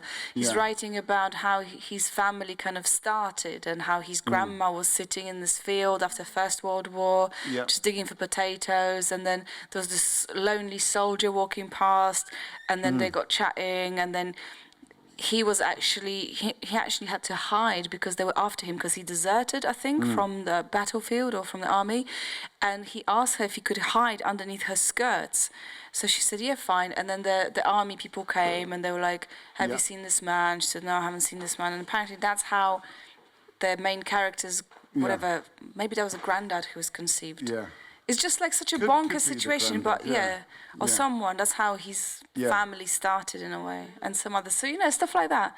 So there's some powerful images in the book. Have you read this book, The Tin Drum? No, but I'd be like really interested in hearing more about it, because like I just love a good historical saga. And what about 100 Years of Solitude? Is that a historical saga? In a way, it kind of is, because it's very fictional. Like it happens in this fictional village of Macondo in Colombia. Yeah. Which is a real country. Absolutely, yeah. It is definitely a real country, and like I reckon that the story of the village tries to portray the larger story of the country. It's basically like it's a metaphor for what was happening in the country at that time, and it's brilliant. And like all of the characters are great. It's funny. It's crazy sometimes. So it's like telling the story of a country. From the perspective of a much smaller... Exactly. Yeah. I mean, maybe, is there any sort of, anything that, is that a bit like The Tin Drum? From what I remember, yes. I mean, I think you're looking at this family or these relations, and I think they're quite representative of the society of the time, of that geographic location, which is in Poland, formerly... I think it's in Gdańsk, right? Which used to be a free city, but there was a lot of Germans. It was predominantly German city. There were the Kashubians, who were like ethnic minority there. There were the Poles, there were the Russians, like all these nationalities. And somehow they were kind of weaved into different relationships with each other. So yeah, it was like a microcosm of... Come and join us. It's microcosm of society of that time. A bit like Talkaoke is now. Is this a microcosm of Haringey society? We're talking. This is Talkaoke. You've just stumbled into a pop-up talk show. We have got Margot. We've got Helena. I'm Mikey. What's your name? Elio. Elio. Yes. And then we're just talking. We started off talking about sleeping, and then we started talking about should there be facilities for people to sleep at work, and then we talked about libraries. We had somebody from Haringey Library who said Haringey libraries tend to be very much a daytime thing. Should they be 24 hours? And then we started talking about romantic fiction and bonding over fiction. For Margot, it's The Tin Drum. Telling the story of a particular individual, but also telling the story of the city of Gdańsk. Yes, come and join us. Yes. This is the Vox Pops area. That's what we're doing. We're doing Vox Pops here. Come and join us. We have got Margot, we've got Helena, we have got Elio, and we've got, tell us your name. Maria. And I'm Mikey. At the moment we're talking about fiction and we're talking about stories, books. These two are well into their books. In Margot's case, it's The Tin Drum. In Helena's case, it's 100 Years of Solitude. And just bonding over these books. But have you got a favourite book? Maria? Favorite book? It would probably be Oscar Wilde's A Picture of Dorian Gray. Picture of Dorian Gray? Yeah. And has there ever been a film made of that? Yeah, there has been a film. Yeah, okay. I think it was released in 2014. Right, okay. Quite well. Just out of curiosity, was it any good, the film?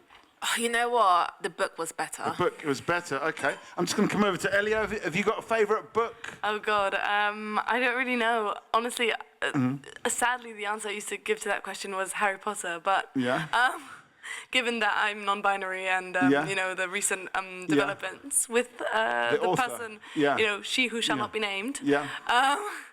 I probably have to let go of that. Honestly, I was such a reader in my teenage years. But it brings up a big question. I mean, we don't know about the author like Oscar Wilde. We've heard of Günter Grass, Gabriela Garcia Marquez.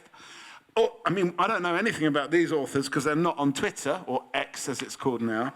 But does the views of the author affect how you read the book?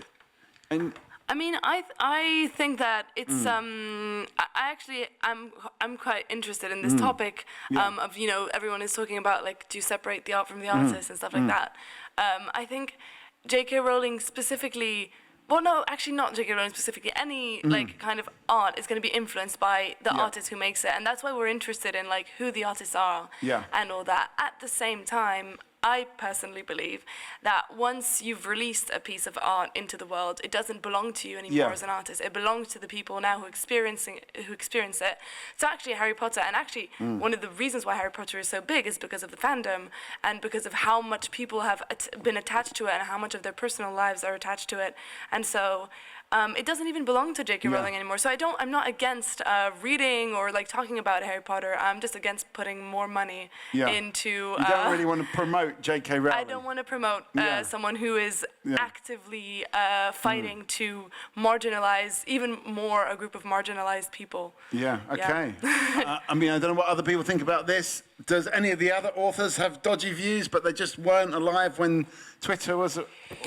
I mean, I think Günter Grass, who was German. I think as German people of that time, he was part of the Hitlerjugend or something like this. He was involved with the Nazis, but obviously, it's similar situation as with the German Pope, the recent, a pope ago, there was a German Pope, Cardinal Ratzinger, and as a child of that time, he was in Hitlerjugend as well. So suddenly people were like, oh yeah, look at him, he's actually a Nazi. And I think it's easy to say, and factually, he did belong to that organization, and so did Günter Grass, who wrote the book that I really like. But at some point, you have to kind of, draw a line and say, like, well, we all are kind of born into situations that maybe we don't always...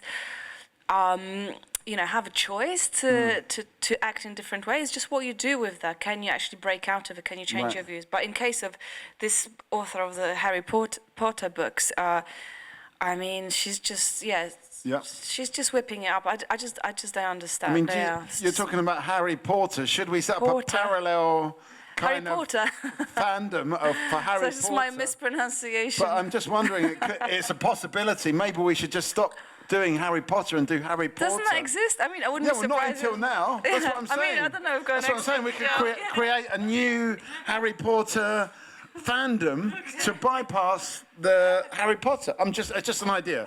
But anyway, we're talking about authors with dodgy views. What about Oscar Wilde? Did Oscar Wilde have any dodgy views? I don't think Oscar Wilde had any dodgy views. I mean, I think at his time he was probably shamed upon because there were a bit of thoughts going around about his sexuality, like whether or not he was a homosexual. So he was actually on the wrong side of he was on the wrong side, and he did actually spend a bit of time as well because of it.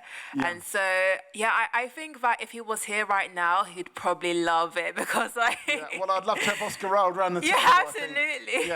But I feel like in our culture as well now, we've got the Gen Z, we've got open culture, like we're more open to queerness. So do you think Oscar Wilde would have just, like, if he'd gone in a time machine and come out now, so to speak, would he be kind of happy and go, wow, this is amazing? I definitely think so. Yeah. I think he would love it. Yeah. It's an interesting point. Yeah. But I do also wonder if he would actually create the book, because he wrote that book because he was trapped. It's a book about duality, a book about being good, but two different people. Yeah, exactly. And so I'm just like, I'm sort of happy that he wasn't here right now because I have that book as my favorite book, and I look at him as just like amazing artist in his own right. I mean, it's interesting. Maybe we could even widen this up to, like, the artists, what they make and the times that they're in, because, as you say, maybe it was the constrictive times that kind of forced this creativity out of Oscar Wilde. I feel like I need to go to Gabriel Garcia. I don't know very much about him as a person. Any dodgy views or any sort of... Not at all. No? He was a very great man. Like, he was very politically engaged against narco trafficking, because he actually wrote this amazing book called A Diary of a Kidnapping or something like that, which is like this brilliant book where like he tells the story of how those couple of women were kidnapped by I think by people from the Pablo Escobar gang, exactly, mafia, and so like it's a very political book, and like he presents the point of view of the victims, and he was just also in general a very, very politically engaged person, right? And in my personal point of view, for the right causes. Right. Okay. So yeah. Elio, I feel like you wanted to come in on something. Oh, well, I mean, it wasn't particularly actually about Gabriel Garcia Marquez, but more about Oscar Wilde. I think, you know, do I disagree with you? I almost disagree with you, Maria, actually, about one thing, that I think he would have had dodgy views, in the sense that, you know, Oscar Wilde is all about, like, excess and about, like, shocking and everything. And I think, actually...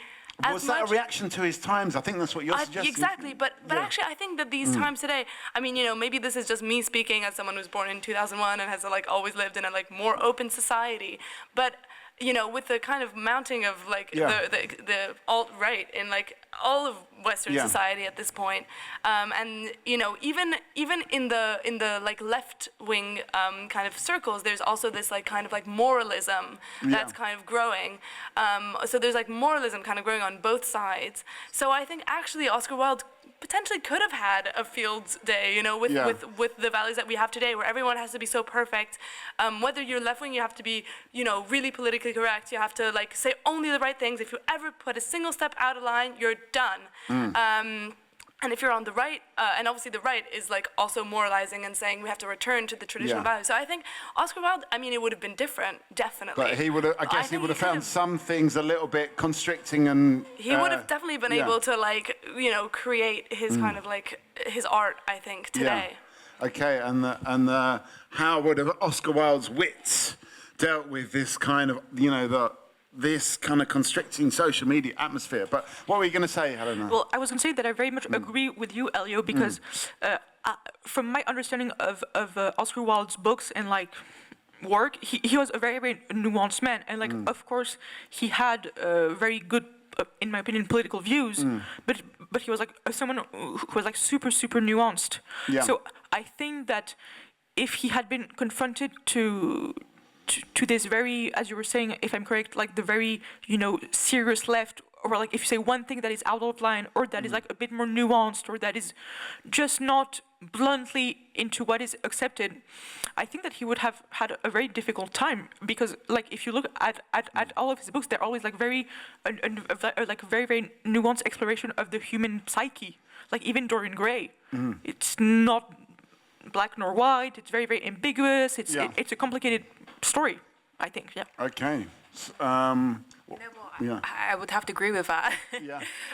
Only because in society, I don't think being weird and being being weird or perhaps being different is weird. That's it. I mean, are we allowed to be as weird as we want to be in this world, in the social media sphere, or in the real life? I think conformity can be quite a disease, and I feel like right now it's definitely widespread. Like people do conform to social norms. It's in our human instinct. But one of us is probably conforming right now as we speak. And I think that would he create such art and still be able to be the artist that he was? I feel like with art, does it not allow you to just kind of put those stuff away and perhaps allow you to pour out what you feel within into your work? Some big questions here, and I'm wondering if there's like a kind of almost, come and join us, yes. We're talking about the almost like, what would Oscar Wilde make of today's world? And, you know, I'm almost thinking, Maria, from this, like the reincarnation of, or like a sort of what would a contemporary Oscar Wilde be like? Would he feel kind of relieved at the sort of freedom of today, or are there kind of subtle, nuanced forms of constriction and conformism that are actually stopping us from being who we want to be? Come and join us. We have got Elio, we've got Jen, we've got Maria, we've got Margot, we've got Helena, and Mikey. What's your name? Richard. Richard, I'm going to hit you with a round of applause. And that's a round of applause for everyone around the table, not just for you, Richard. But that's what I don't know if you heard that little summary, did you, Richard? We're kind of talking about Oscar Wilde for some because the reason is because Maria is a big fan of A Picture of Dorian Gray, but then we talked about also J.K. Rowling, Harry Potter. Should we start up a parallel franchise of Harry Potter so we can just take the character away from the personality that's very prevalent on X? We're talking about this kind of world, is it a free world? Is it a place where you can express yourself or not?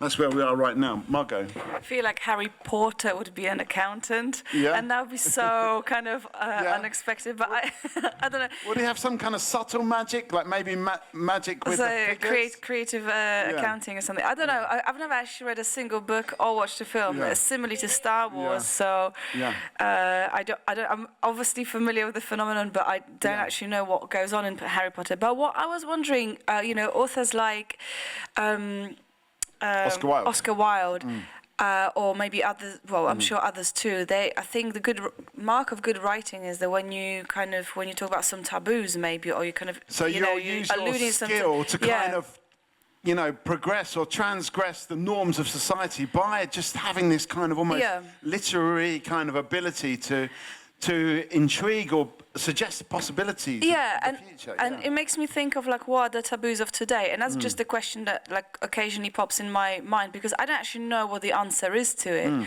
Because on one hand, we are living in a society you can do anything you want. There is a niche for everything. I think internet makes it really quite evident. There are groups for all sorts of different interests and political views and all sorts of views. But I wonder, it's just a question to tell you, what are the taboos? Are there any taboos, or have we just passed it now, the end of taboos now? Okay. I was going to say I feel like taboos are creeping back in with the political stances of many of the leaders of the world is getting more and more right wing. Yeah. So I feel we kind of smashed some taboos, but they're. But now you've got what's going on in America and the government there, and that's trying to crush them back into the box again. So okay, so it's almost like trying to put the toothpaste back in the tube. Yeah, it all got let out, and then it's oh no, actually we don't want that.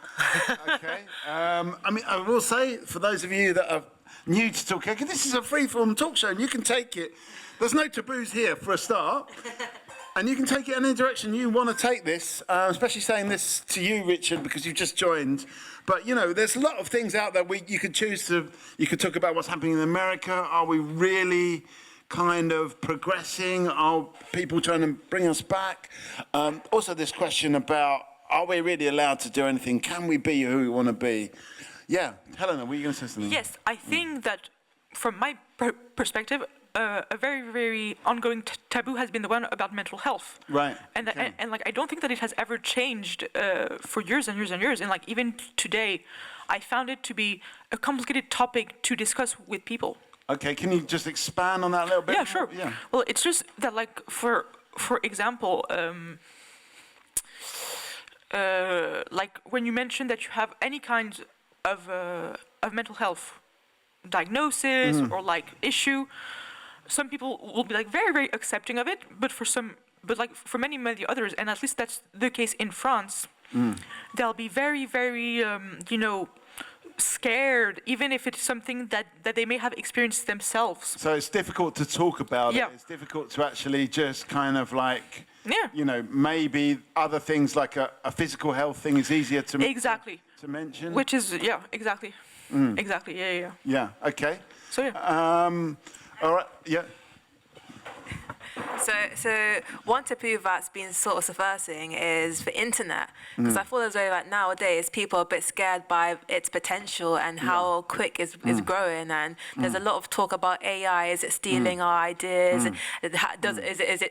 Have we got chips in ourselves? And when I think about going back to a conversation about the arts, I'm not sure if you know, but there was an Abba Voyage musical not too long ago up in Wembley, and they essentially had holograms of themselves, and I was just Yeah. Like holograms like that to me it's just like it's fun, it's cool, but I'm just like, well, it's a bit scary because just like, can you imagine like, let's say like one of my favorite musicians is Freddie Mercury, and so just like I would have loved to see him perform like Bohemian Rhapsody, but I'd probably be there right at the front, literally waving my arms. Would you see like a hologram version? Would you pay money to go and see a hologram? Maybe at Alexandra Palace, hologram Freddie Mercury. It's strange because you know what? It's just like if I saw it as a statue, I'd admire it, but because it's tech and then it's something artificially made, like because it hasn't been man-made. It's just it's been man-made in the way that somebody's just created a program and a code. That for me is just a bit scary because I'm like it's interesting, but just like it's just like is that right? I'm not too sure. I feel like there's a debate there. Okay, so I mean, one of the things you were talking about earlier on was like almost like reimagining Oscar Wilde for today's world, but are we actually just kind of almost not giving the space for new artists? And the same with Freddie Mercury, with ABBA, in reimagining these. I know that ABBA are not actually technically dead, but you know where I'm coming from with this. But anyway, we've got a new face at the table. Tell us your name. I'm Jess. Jess, I'm going to hit you with a round of applause. We've got Jen, we've got Maria, we've got Helena, we've got Margot over there at a distance, we've got Richard, we've got Elio, and Mikey. At the moment, we're talking about a few different things. We're talking about our favourite authors, what would happen if we reimagine them to today. Would Oscar Wilde be kind of like, wow, this is amazing? Yes, come and join us. Who's your favourite author?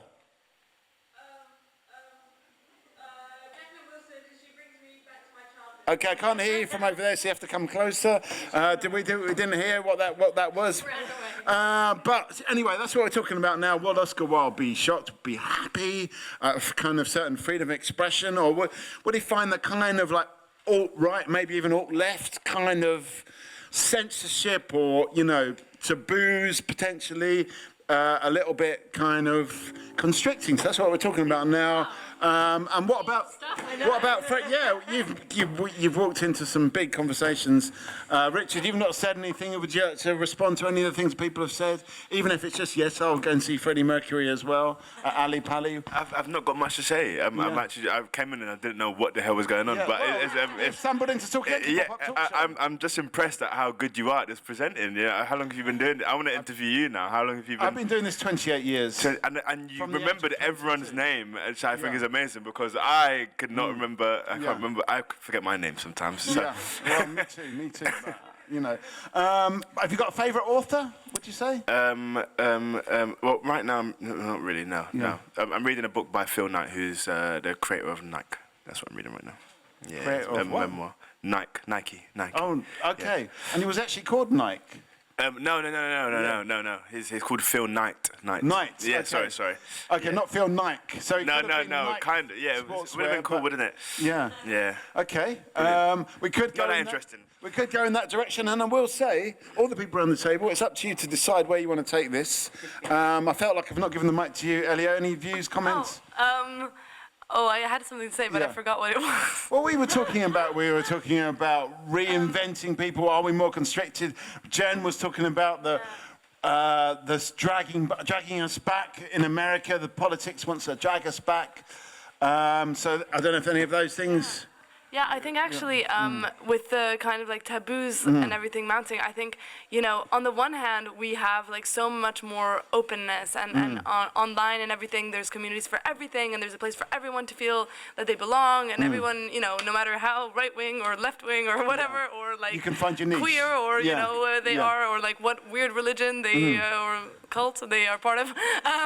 But at the same time, I think almost the thing that's mounting the taboos is that a lot of the media that we consume nowadays is like of an algorithmic nature where it's kind of like suggesting us some of the things that are similar to what we've already searched. So everyone kind of ends up living in their own little bubble. So as much as there is an incredible, as much as there is like an incredible variety of things and so many niches out there, but I think sometimes it's difficult because everything that we consume, everything that we read ends up being filtered through a particular lens. So I think that's actually what's creating this mounting of taboos, whether that's, people talk a lot about it happening on the right, but on the left, and every single. It's almost like we're fencing ourselves off from anyone who's not got our own opinion, the same opinion, and we, suddenly when they express themselves at the election or in a public space, suddenly we feel, whoa, that was weird, that was strange.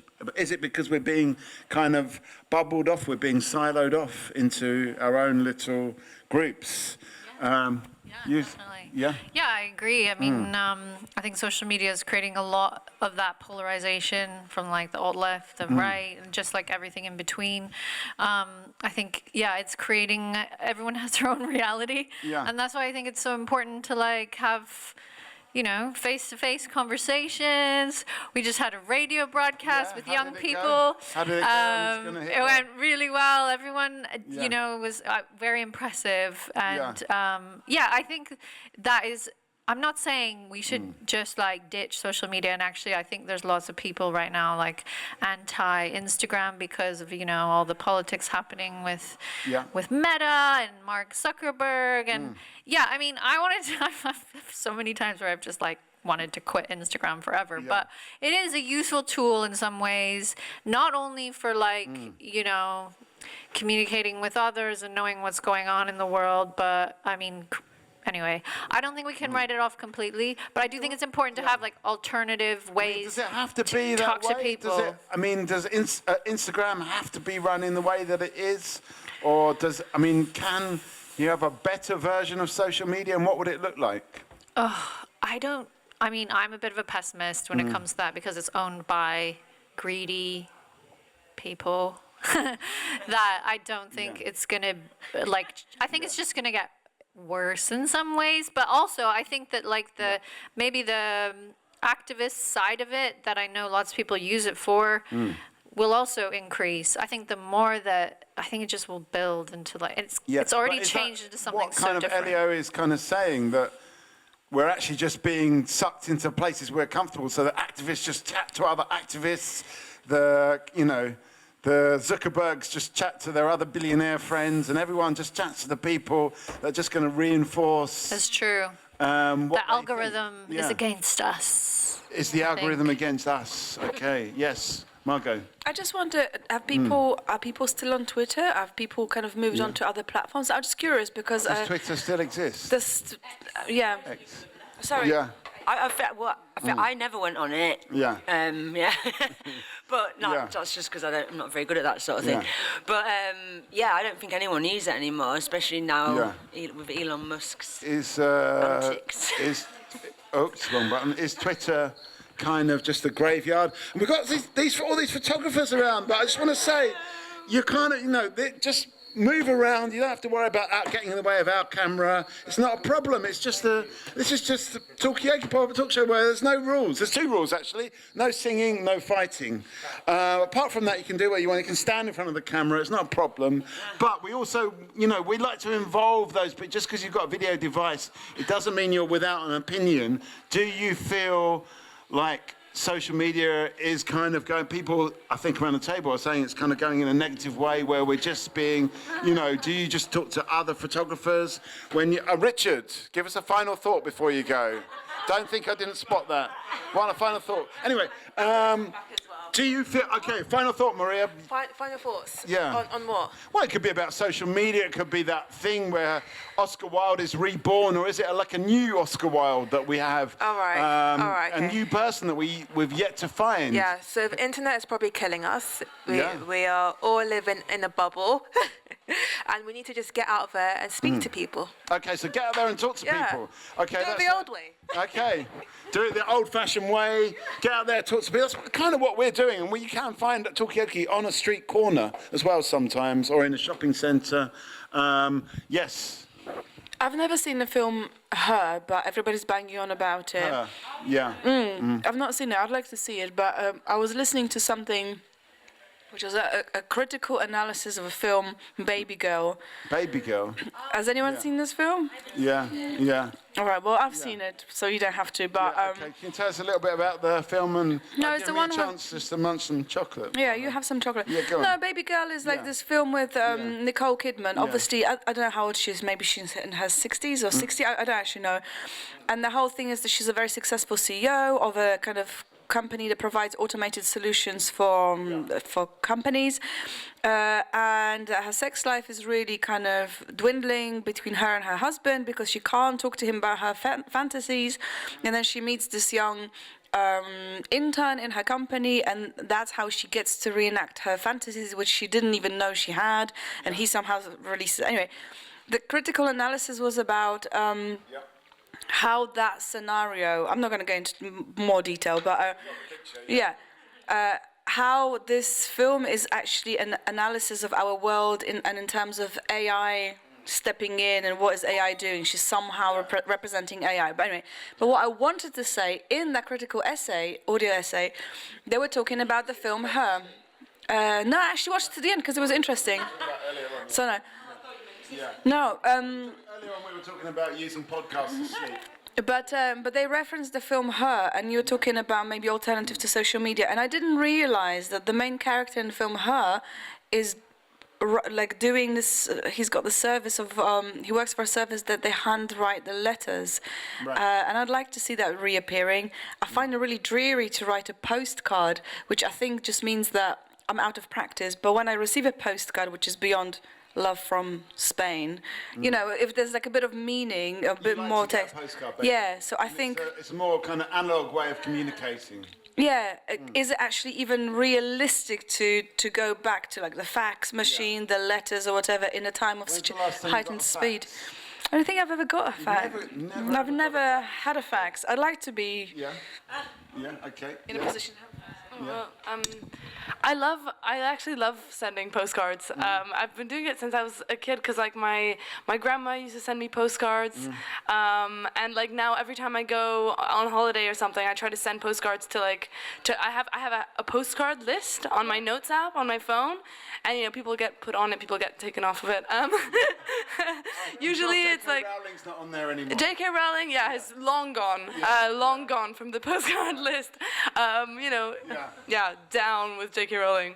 But anyone who, usually it's like core friends, family, and then maybe some like new friends that I'm trying to like, you know, show them how much I care about them and stuff as new friends. So like I have all of their addresses and everything, and I actually really, really enjoy sending postcards more than I enjoy receiving postcards. Okay, so you're more of a, in a way, you could... Because I kind of think about like whenever I do that, you know, especially if I'm in a foreign country where I don't really know how it works, I have to go out and buy the postcards. I have to like write the postcards. I have to figure out how the postal system of that country works. I have to figure out where I can buy, you know, stamps, where I can post it and everything. And I feel like I just enjoy like going through that whole process and just kind of like knowing, and I really care about sending it from the place instead of sending it from home, because I just enjoy the idea of like, you know, I really thought about this person while I was there, and physically this postcard, and it made its own journey, and it's been passed. First it was in someone else's hands when it was made, then it was in my hands when I wrote it, and then it's like someone else put a stamp on it and sent it off, maybe like covering half of my freaking handwriting. But yeah, I love postcards. Anyway, I just going to invite this person. Yes, come and join us for 2 seconds. There's no contractual obligation. Okay, you need to grab a person. Grab them and bring them in here. Yeah, grab them and bring them. Just tell us your name first of all. I'm Monique. Monique? Yeah. Okay, well, come and join us. We've got Elio, we've got Jen, we've got Margaret, we've got Helena and Mikey, and we've got our camera person with a camera on a piece of string. I'm not quite sure how that works. How does it work with a camera on a piece of string? Maybe you could tell us. Do you ever send any postcards? Do you do a video postcard from places? I write letters. You write letters? Oh, you do write letters, yeah. Yeah, I write letters. And how does that people respond to that compared to an email? Not often. Not often, no. So you don't get a letter back? You get sometimes. Yeah. It's not often. I do it when it's like people that are far away, that are often far away, and I know they're going to be there for a while. So I've got a lot of family abroad. Yeah. I mean, why do you choose the letter format as opposed to other modes and means? It's way more personal. Yeah. It's it takes time, as you were saying, and I think because it takes time now, and there's way easier options, people consider it more thoughtful. So just even if it's a simple "hello, how you doing" sort of thing. Yeah. Which is not what I said, but you know. How long are your letters? Are they like pages and pages long? No, my handwriting's too bad for people to read pages. So you actually write them out with a pen or a pencil? Yeah. Okay. Was there a question? Because the question, yes. Was there a question? No, why would you not? If you're gonna send a letter, at that point you might as well handwrite it. Like you're not gonna print it out. You're not gonna write down an email and then print it out and send it as a letter. Yeah. Okay. So you are gonna write it out. Come and join us. This is Talkaoke Freeform Talk Show. Don't worry. As I was saying, you can stay for as little or as long as you want. There's no contractual obligation. We've just got our what's the cameraman's name? Duncan. We have got Duncan. We've got Helena. We have got Margot. We have got Jen. We have got Elio. We've got Monique, and we've got Grace, and I'm Mikey. We're going to do the round of applause. Yes, even a cheer. This is a freeform talk show. We kind of moved on to. We were talking in a way about Oscar Wilde. Would Oscar Wilde still handwrite letters in this day and age? We're talking about Elio sends postcards. Are you saying you send postcards? And we've got Duncan that writes letters. So maybe the art of letter writing. Give us a final thought, Jen, before you go. Do you write letters? I do, and listening to Elio speak, I just was thinking if I got a postcard, it would be the most amazing thing. I haven't had one for years. When's the last time you got a postcard? I can't even think about when the last time I got a postcard was, but yeah, one of the things that means a lot to me is when friends go out of the way to send a birthday card, but actually don't write you a really thoughtful message, or even make a birthday card. So I think any kind of postcard or anything like that just shows how much you care for someone, and you're thinking about them in that moment. Even though you're away travelling, you're still oh yeah, I want to send it to Andrea or whoever. I don't know, it's a name I plucked out.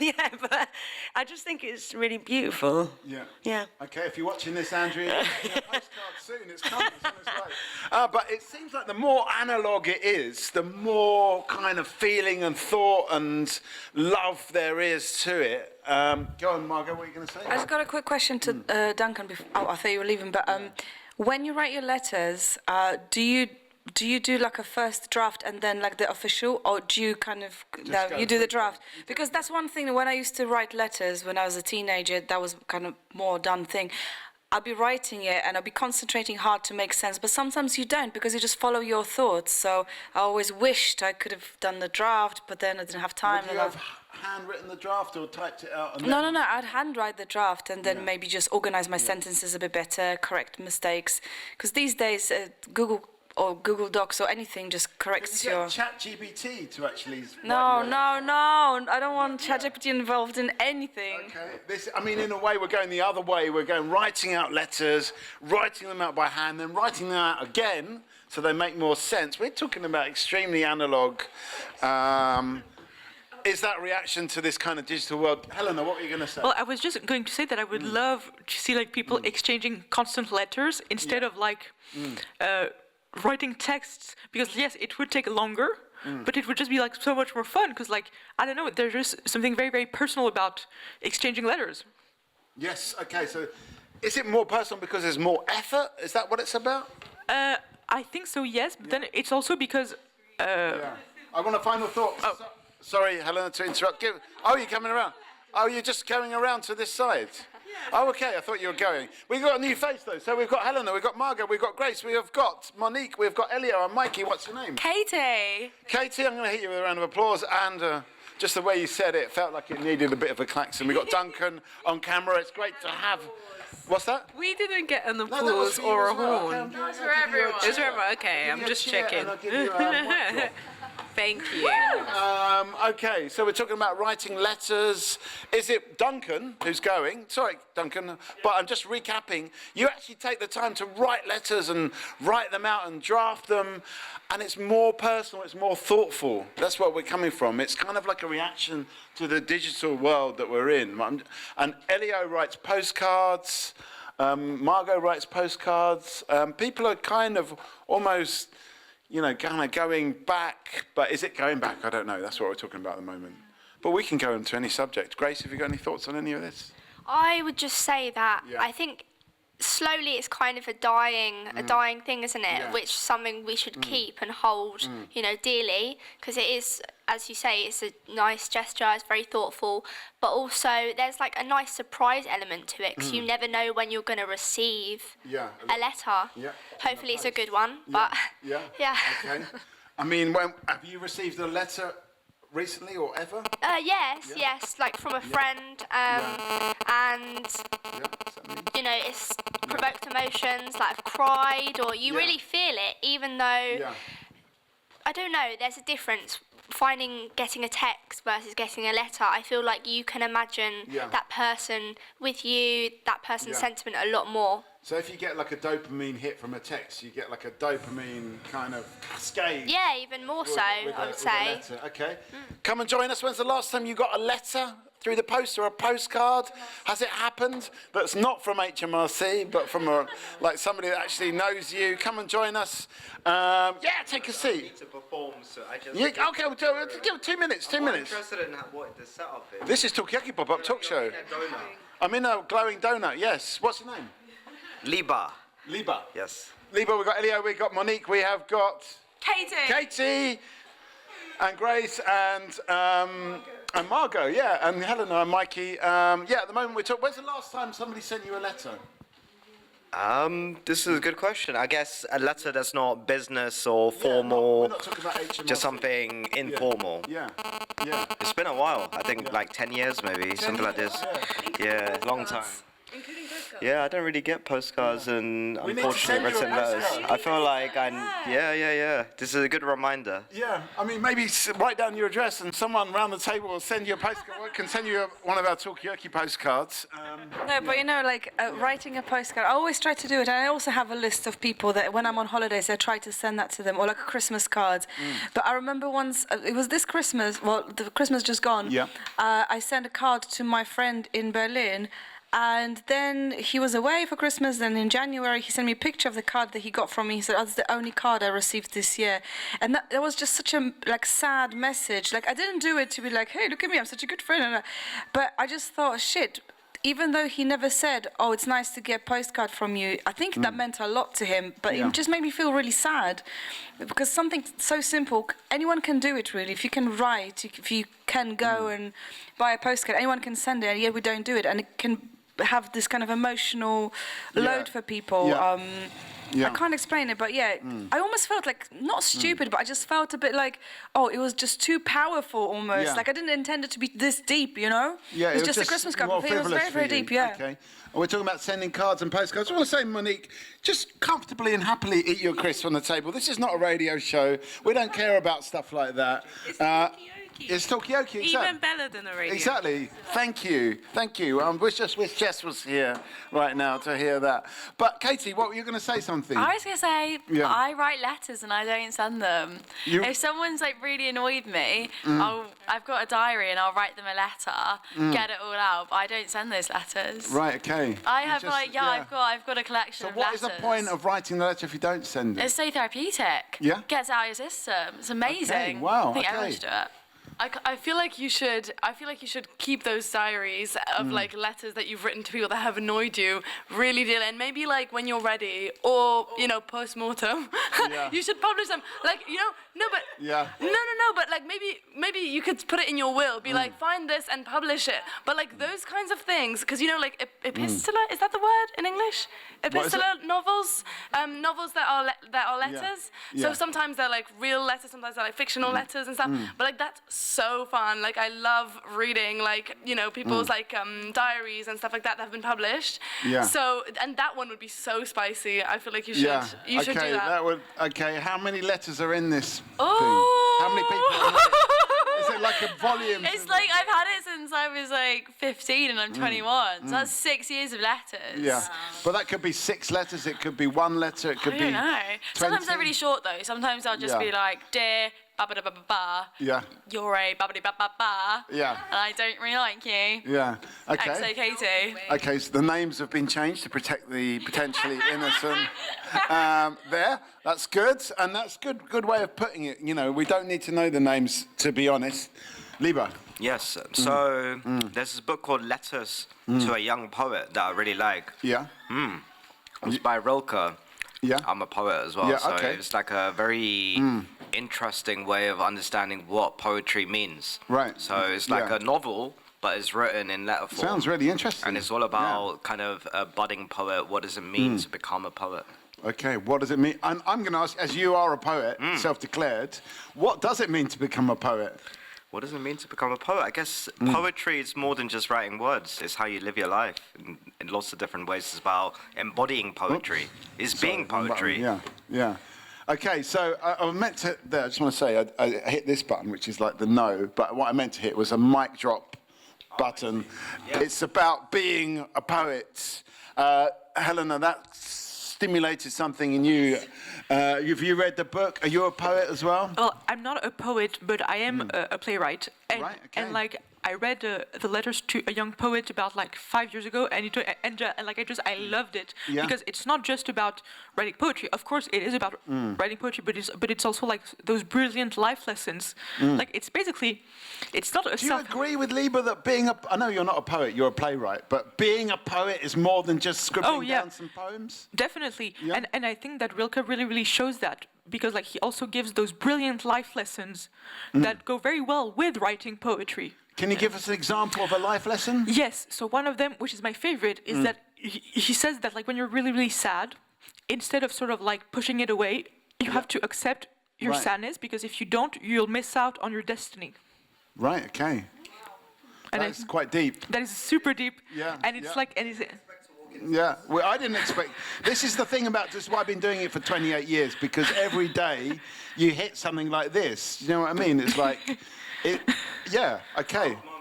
Profound moments, yeah. It's just like, and like, it's just also, it's beautiful. Like, it's beautifully written. Yeah. I think that the book is a book of poetry in itself. Yeah. In many ways. I don't know if you would agree with the.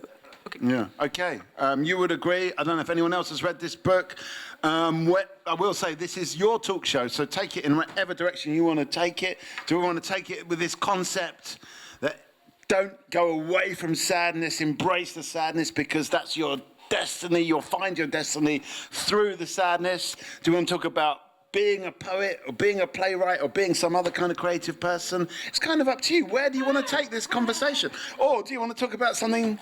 I just want to add my final point before I leave, which is... Are you going to go and perform? I'm going to perform. That's partly why, pretty much. Yeah.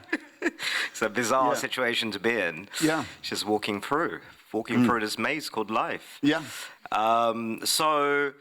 Something that you said, which is like writing out stuff and that being therapeutic. And I think something that you said, which is about the sadness and embracing it, and just want to connect the two in a way by saying, I think it's really important that we sit with our emotions, no matter how dark or difficult or whatever they are, not push them away. And a really good way is writing. It's like writing your thoughts out, even if you just keep it for yourself. Yeah. On that though, like, do you two, as a prolific like letter writer, Katie, been writing for 6 years plus, and you're a poet, you know, that's your craft. What about the people who struggle to get the words out? Like, there's a letter I've been meaning to write for like 2 years, but I just don't know where to start. And I think, like, do you have any advice about that? Because sometimes it gets so locked in and you're just scared that when you write, it's just going to go blah, blah, blah, blah. Do you know what I mean? Like, you've been wanting to write a letter for 2 years. I want to write the letter, but I think sometimes the feelings are so heavy. It can be really hard to bring yourself to get that pen out and tap in. So it's almost like you're weighed down too much by the feelings to even start writing. Writing. So Okay. I have a question. Do you intend to send the letter? Depends. Depends how it comes out. Yeah. I don't know. Yeah. I mean, if you like, even if you do intend on sending it, maybe something that you could do, which is what Katie does, is like she writes them not to be sent, right? I mean, you could, even if maybe you do want to send it in the end, it might not be the same draft. It could just be like a draft of not take it too seriously. But you could just write it like just for yourself and like completely being like, no one's ever gonna see this. The person that I'm writing this letter to is never gonna see it. It's just for me to like get my feelings out, and then maybe that will be a first like step in your journey. Okay, interesting idea.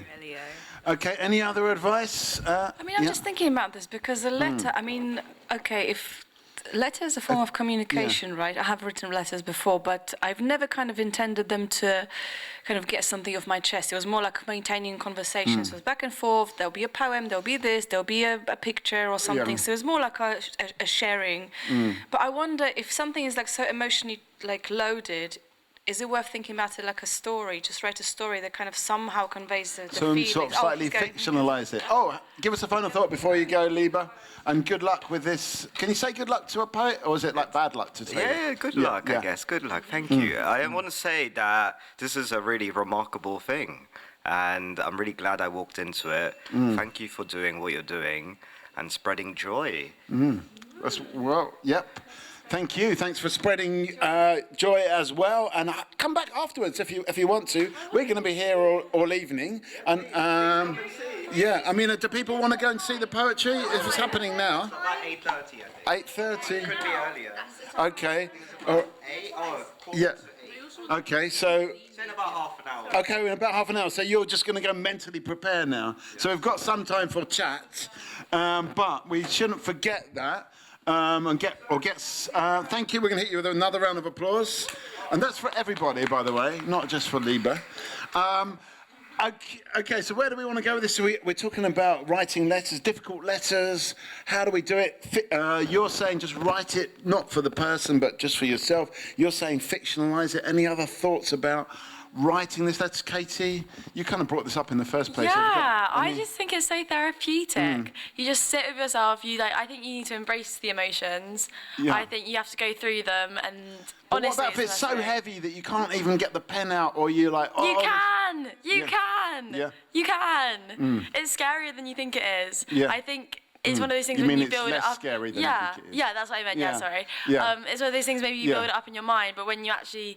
It's like sometimes when you don't want to leave the house, and you leave the house and you're like, oh my God, I feel so much better now. Yeah, okay, so it's just about taking that step across the threshold, so to speak, be it a house or opening a book. Grace, any thoughts on this? I would say don't overthink it. Yeah. Just let your emotions do the talking. It shouldn't need to be refined, shouldn't need to, don't think about it too much. And it will all come out eventually. Also, I don't know, maybe if this is a deep topic, maybe substitute, think about alternative ways to let your emotions out. You don't have to write it. If that's what you want to do, great. If not, then... What other alternative means are you thinking of? Therapy? I don't know. It depends what the situation is. I can't, say that. But what about alternative creative means? That's what I thought. Well, all the arts can be creative. Yeah. All of the arts can let out some sort of, outlet, whether that be dance, whether it be performative, whether it be art... anything. Yeah, so maybe it doesn't have to be writing, maybe it could be talking, or maybe it could be graphical. There's so many different bits of advice, and I think it's relevant for all of us. Was there a point over here? I just wanted to say that I think that it's really important to, it's going to sound a bit like wanky, but to tune in with your inner truth. Yeah, what do you mean by that? Well, I just mean that you sort of, it's basically what everybody has been saying, to embrace your own emotions instead of focusing too much on how it will be received by the other person. Okay, so don't think about how anyone else is going to, just think about what you think about what you're saying. Don't think about what other people are going to think about it. Yeah, exactly. At least in the first instance. Yeah. Then maybe if you want to publish it or to send it to someone, then maybe rethink a bit how it's going to be received, but I think that the more honest you are, the better it is. So in a way, what I'm picking up is a kind of process that you need to sort of be in touch with what you really think and try and articulate it, even if it's difficult at first. Maybe you could do it through other media like art or interpretive dance or therapy, and then you can gradually coalesce, and then you know what you're thinking. Maybe that's not right for other people.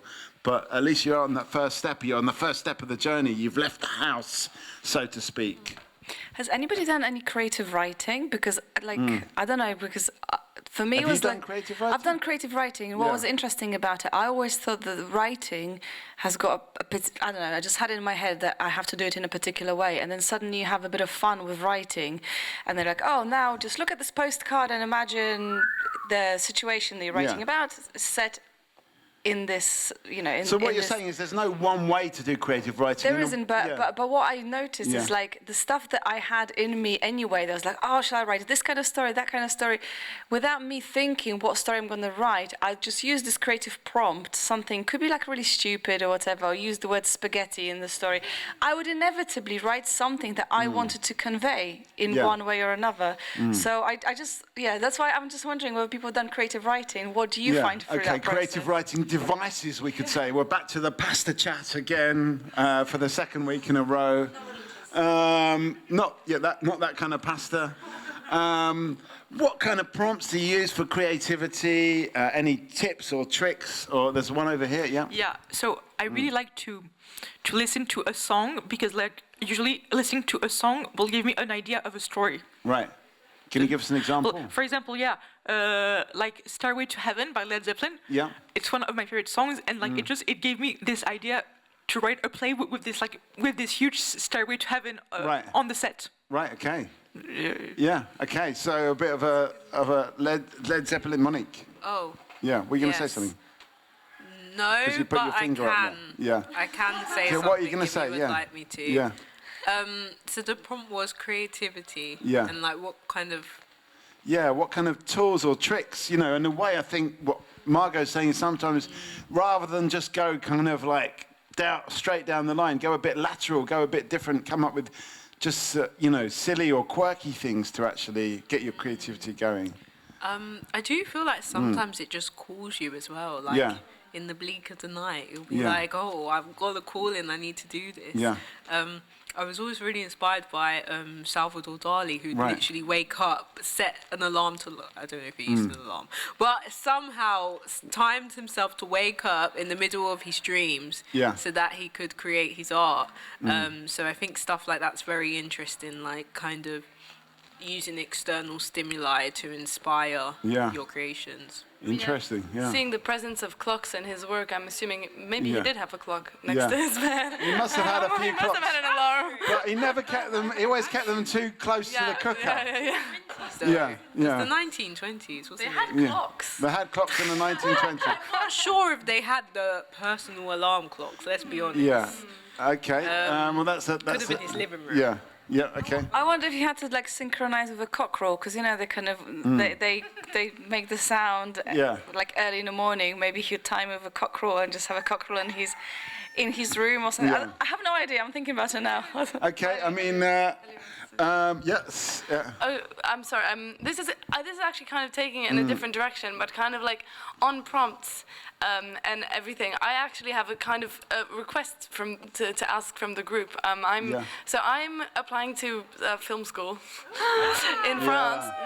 No. It's very difficult to get into. I'm not going to get in. Yeah. I have like a research project to do, and it's due on Monday. And as you can maybe guess, I have not started writing it yet. Okay. I've done some thinking about it, but I was actually thinking this is the perfect kind of opportunity. So the prompt that I've got, I had to choose from three. The three were the farce, blurry, and sacred. And I chose sacred because I'm yeah. So I'm an atheist, and so like the word, and I've always been, and like my dad is like a communist and stuff, so he raised me to be an atheist, and so I've never like had a relationship particularly with sacredness, although now like I've come to think of it as I was saying actually on our radio show that we did earlier, like kind of queer spaces within a city as kind of like an analogy between those and sacredness, and like with like sacred rituals and like sacred places and like sacred practices, like how you decorate the place makes it sacred, what the things you do over and over again make it sacred.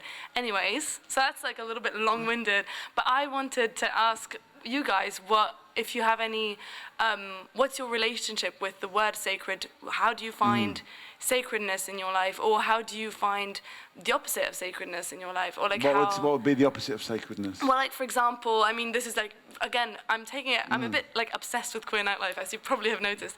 But like taking it from like kind of that angle is like a lot of queer performers maybe have a lot of trauma with religion and things like that, and sometimes being profane on stage, or like talking about, or like, you know, making fun of, or like, you know, exploring religion, or you know, things that used to be sacred, or they used to be almost said like to be busting sacred. the sacredness. Busting that can be like a form, almost of sacred practice in itself. Yeah.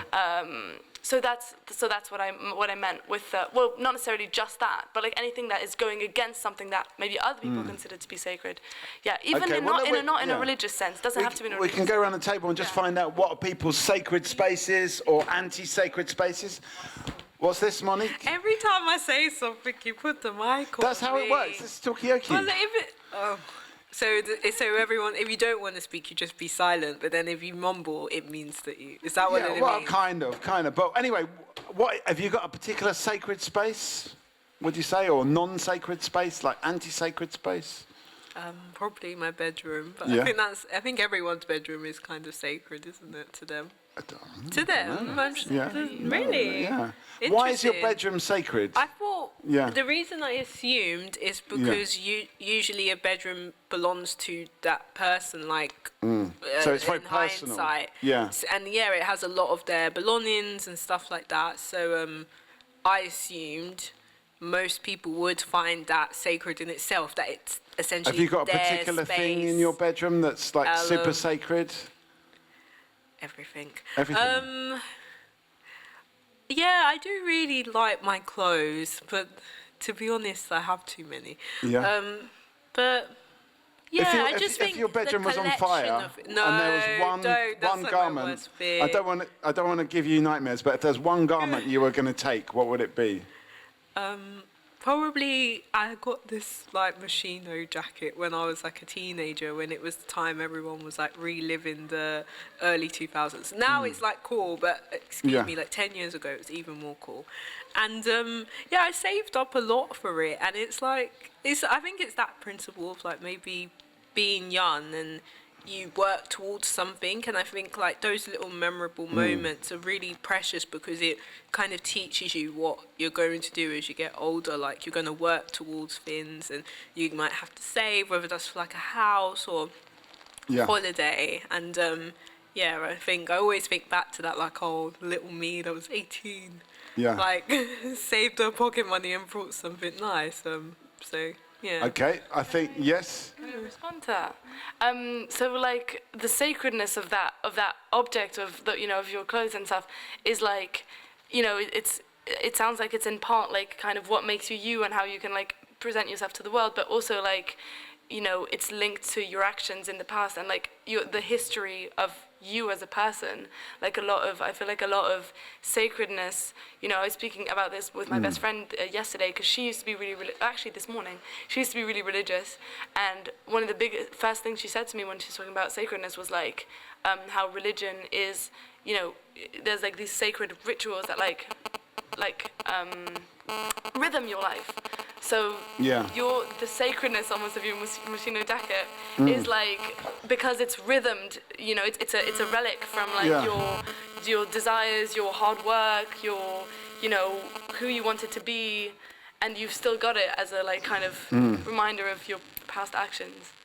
I mean, okay, I just feel like we're going to hold on to the image of the Moschino jacket, but I feel like we need to go around and get some other sacred places or objects just to help, or rituals, just to help. And this is going to end up being your film project, Elio. So we'll see. But I'm going to go around the table. Katie, what is sacred for you? I have a couple answers. I think time on your own is very sacred. I think being in your own company with nobody else, or like doing things in kind of like a ritual way in your day that you do for yourself, whether that be, obviously, I don't know, like shower every day, you're doing that for yourself. I don't know, if you eat certain foods that are like probably better for you, you're doing that for yourself. You're not doing that for someone else. If you go and if you go for a walk, you're doing that walk for yourself. You're not doing it to prove to someone, oh, look, I've done my 10K step. I don't know, maybe you are, but I think it's the things that you do for yourself that are sacred. Yeah, I mean, what about this book of letters that you've got? Is that a sacred book? I would say that's definitely sacred. Yeah. I wrote that book for myself, no one else. Yeah.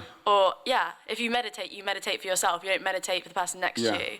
Okay, so it's almost like that practice of doing things for yourself including writing letters to other people. Or just like spending time by yourself. I think that's really sacred. Okay.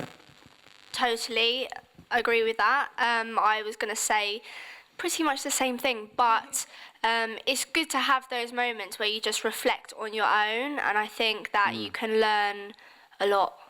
I mean, because Elio's doing a film course, is there like an image or an object that particularly comes to mind, or something that could be filmed?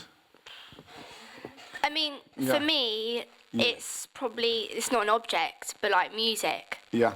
Like when I'm on my own and I, no one around me, it's a quiet space, but I've got my music in. Although not a lot is happening externally, internally it is. Is there a particular track that is going to be evocative? Give us an example. It doesn't have to be, as I said, no contractual obligation to that track, but... maybe a bit off, like Maverick Sabre, or a bit off Wretch 3-2, something like that. It's quite reflective, quite evoking. So yeah, depends. I mean, I'm definitely going to have to go and look some of these acts up. 'Cause I've no idea what you're talking about, but I'm used to that by now. But as other people, what are they called again? Maverick Sabre and Wretch 3-2. Wretch 3-2? Yes. Okay. I'm going to have to look those up. We'll make a mental note for that. Sacred spaces, sacred places, sacred soundtracks, sacred practices. I mean, I don't know, but I was in Vienna in January and I just went on tour of churches. I just really enjoyed it. I was brought up Catholic, but I just really found it a great experience to be immersed in service, in German, which I speak very little of, but just going to a Catholic mass done in German, not knowing the language, but knowing what bit I'm at, and actually quite surprisingly discovering that I remember all of the prayers from when I was a child, and then also acknowledging that I've kind of, for that moment, I was able to move past, religion's so patriarchal and they're all pedophiles anyway.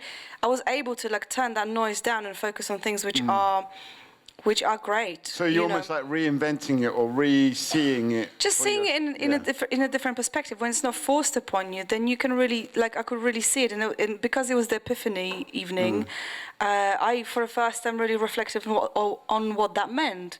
The fact that it was Jesus kind of showing himself, obviously if you follow that line of interpretation, revealing himself and his power and the godly heritage, whatever, to the world. So it kind of made me think of,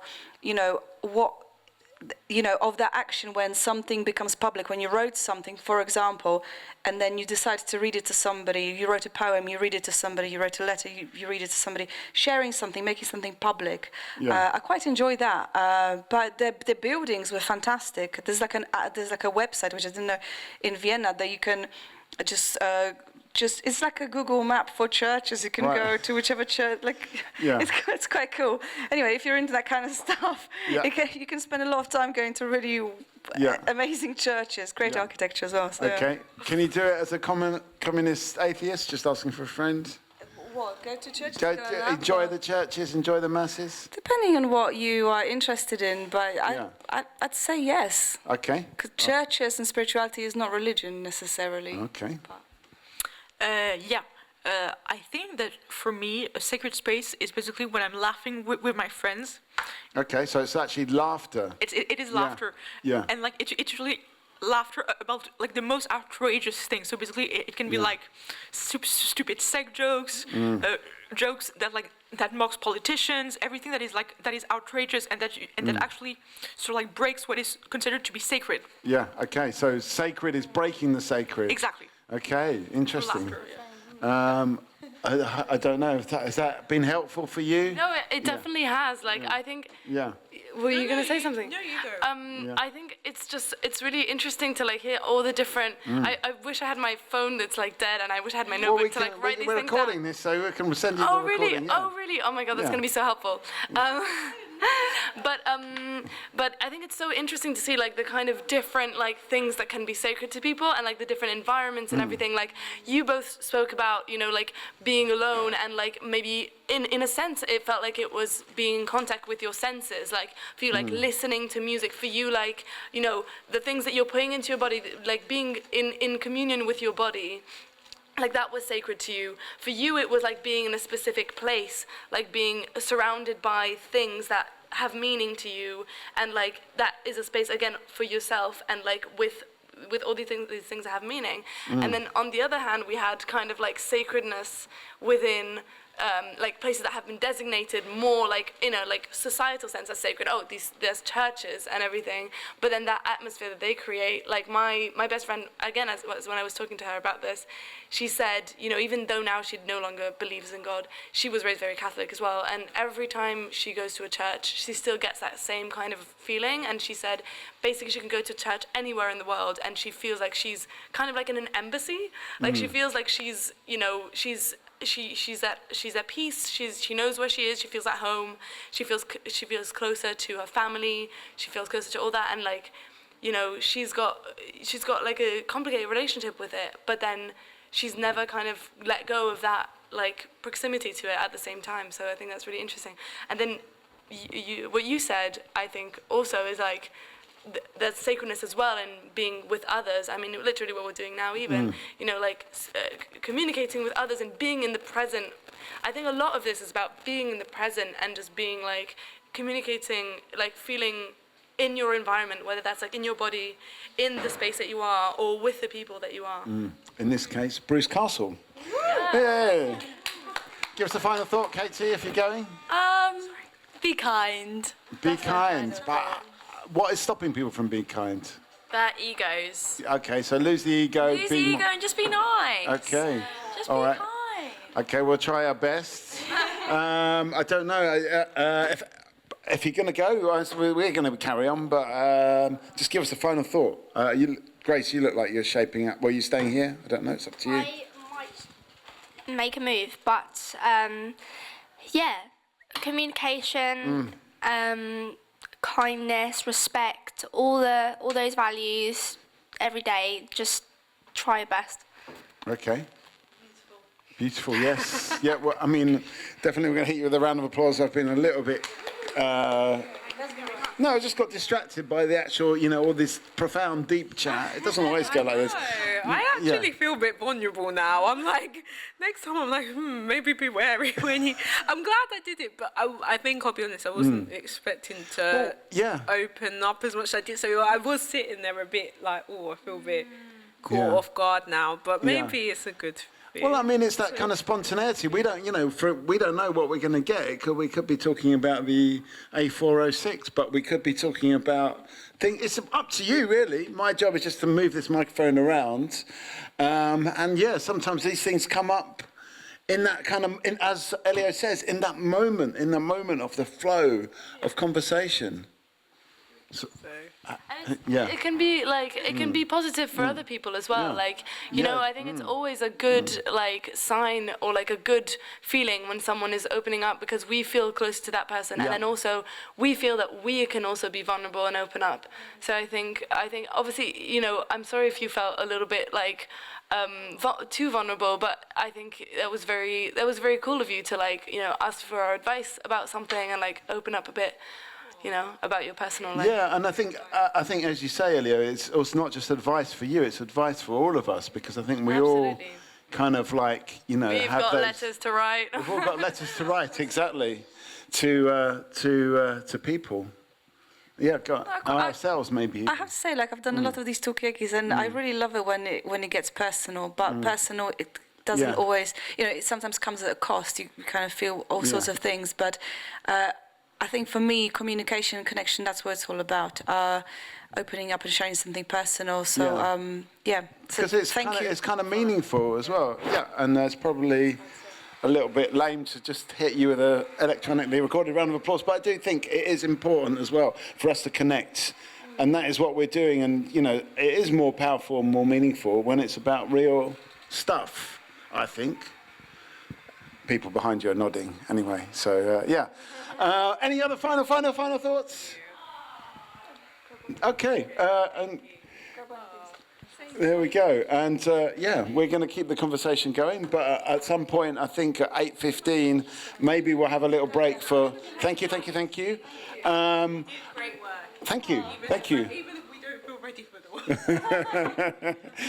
Yeah. Well, sometimes it's just not ready. Yeah, sometimes you still have to do your thing, but it's good. A little disruption in a way. Yeah. Where we're going to go from here, I don't know.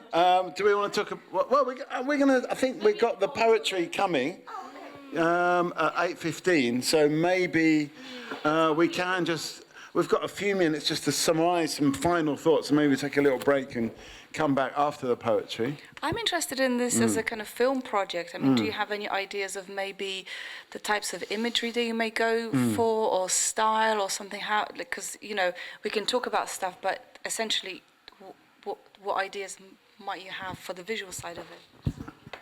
Well, actually, it's not necessarily a film project. It's actually not like we're not meant to like make a film or like write a fictionalized narrative, or even a documentary narrative. But they called it. So, are you French? Yeah. Okay, I grew up in France also. Yeah, it's a French school. It's called the dossier d'enquête personnelle.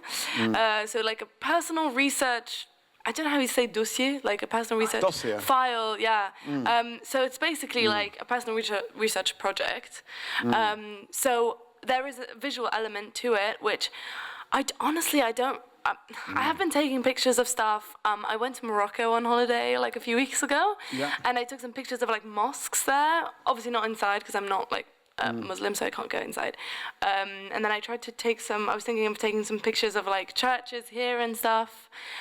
Taking pictures of people, maybe that people that I ask questions to about this stuff.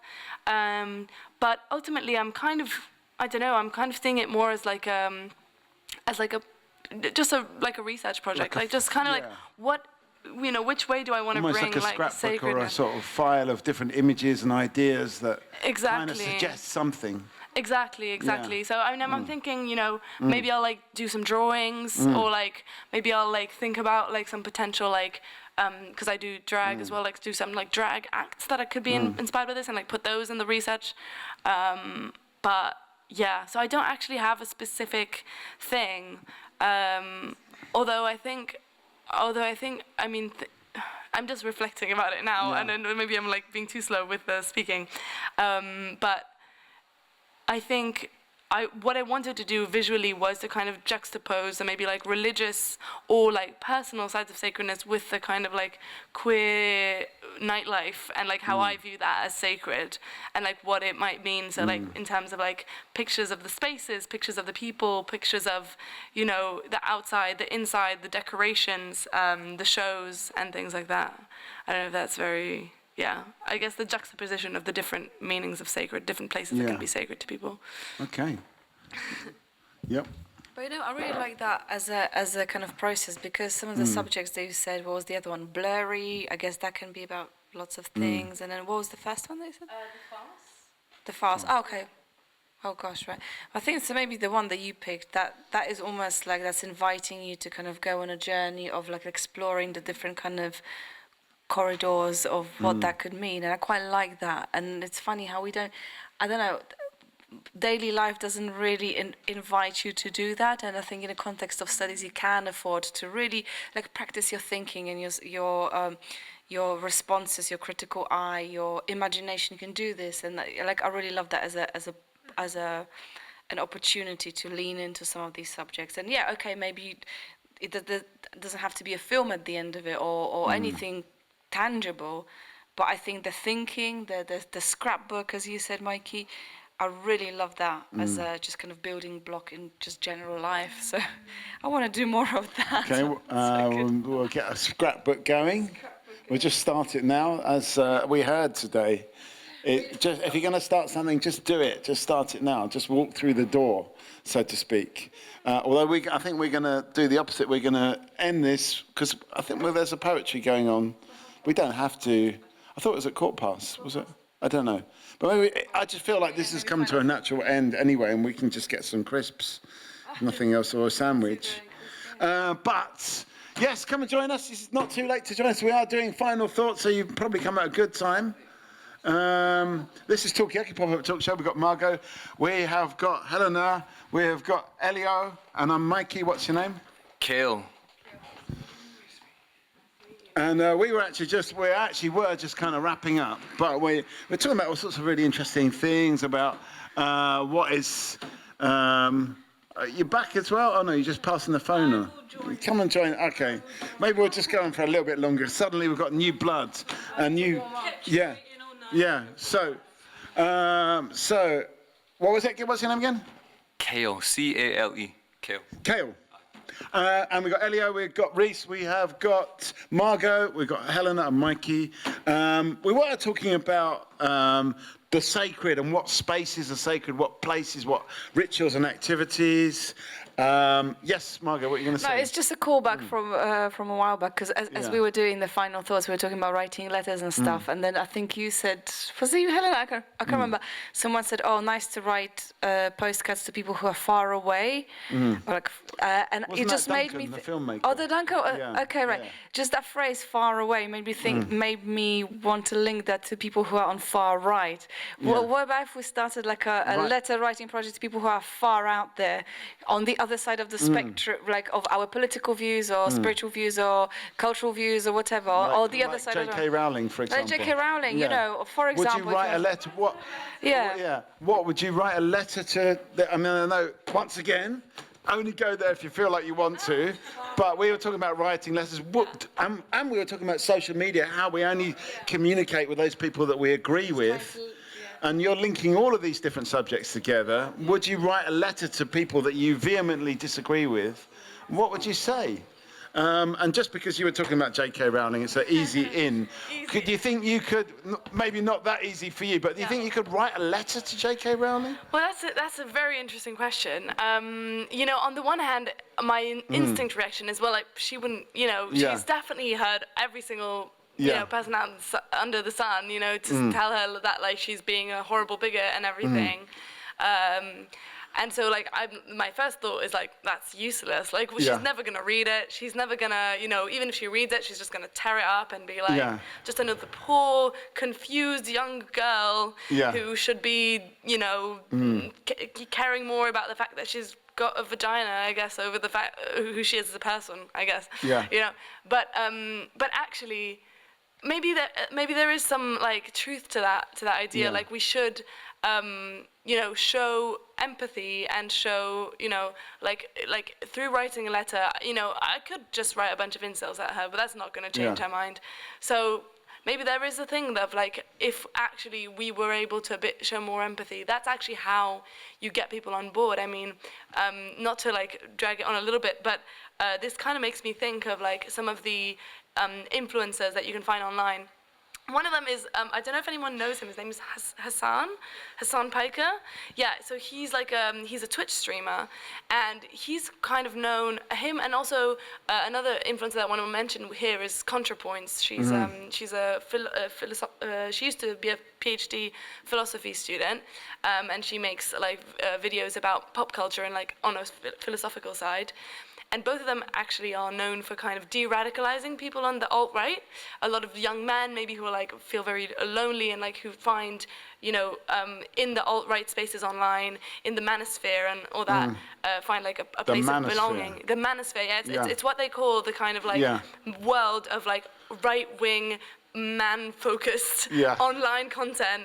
It's a whole community that includes incels, but it also includes, like, dating coaches. Sometimes that can be really toxic. And it actually usually is the gateway, is, like, dating coaches, because, like, the people look up, like, what to do to date someone, I don't know how to do it, and then it's like they fall sucked into the manosphere. And suddenly they're, like, voting for Trump. But so that's kind of something that's interesting, because they actually show they kind of try and go in the way that those people are thinking, and they show them empathy, and they show understanding, and maybe the anger that these people have, and maybe the kind of reactionary, like, impulse that they have, and they show empathy towards that, and then they say, but actually what you're angry at is the same thing that we're angry at. It's not you're angry because you don't feel seen, you don't feel, you know, you don't feel that this world represents you, and you're just being angry at the wrong people. But we're actually all kind of in this together. Okay. So a lot of points there. We're talking about writing letters to kind of our nemesis, or like trying to connect with those people that, in one sense, are completely opposed to us, but maybe we can find a connection somewhere. Well, I completely agree with you, Elio, because the first example that went into my mind is the film by Charlie Chaplin, The Dictator, which is basically like a kind of like an open letter to Hitler, especially like the ending monologue. And yeah, I think that like that maybe like writing to them like personal letters is not like the best ideas, because they could like tear it up or just be like, oh, another idiot. Yeah. But I think that like that like through films, through plays, through influencing, like sort of like writing like open letters is the right way to go, I think. Okay, so almost like an open letter that's not really a letter, or it could be, if you're Charlie Chaplin, a feature film. Yeah. Any thoughts, Reese, Kale? You kind of joined us at. Yeah, I mean, do you have a nemesis, or somebody you really hate, or somebody you really can't agree with, or yeah? Okay, yeah. Probably Elon Musk, but I'm sure that's not even like a controversial opinion. I just think, it's particularly with billionaires and like people in power, it's really difficult to not de-radicalize, but I think there's so many systems at play when because they've got the influence of being rich, and they're men, and they're white, and it's all of these things kind of bring it together in a sense. And I don't know where my brain is going with this. Yeah. But what do you say to Elon Musk? Honestly, I know everybody's going through the high roads, but honestly, I wouldn't say anything nice. Yeah. I think you just wanted to kind of like offload on Elon. Just offload on him. I think the way that he's been brought up, and obviously like he grew up in South Africa, and his parents were like apartheid. Yeah. They profited off of slavery, and I think that's so embedded in who he is and his upbringing that it's going to be really difficult, and I think maybe even impossible at this point to try and like get him out of that. Yeah. And he's just influencing literally the US and the UK, and we saw it with like all the riots that happened last summer. It's Okay. Big subjects. You've come in earlier on. We were talking about Deliveroos and trying to get to sleep, and now we're talking about writing letters to people we don't like. Have you got anyone that you would like really? That kind of is somebody that you really don't like, a nemesis? Hello. I don't think I could ground it down to one person. Maybe a state, maybe two states, US, Israel, maybe the UK. Yeah. All of maybe it, just Western Empire, imperialism in general, Australia, any colonial state that is still in place. I mean, would it be to the leaders of those states? Or? It would be to the people and say, go back home. Yeah. You're sunburnt. Yeah. Why are you still here? Yeah. Why still? You wouldn't get sunburnt if you were born there. Yeah. Yeah. That's the thing. I think people are lying to themselves. Okay. I can take the mic if you want. Yeah, that'd be great. Yeah. I like what you're saying about. I don't think we should be abandoning our family and our neighbours who have swayed in that direction. My own brother supports Trump. Yeah.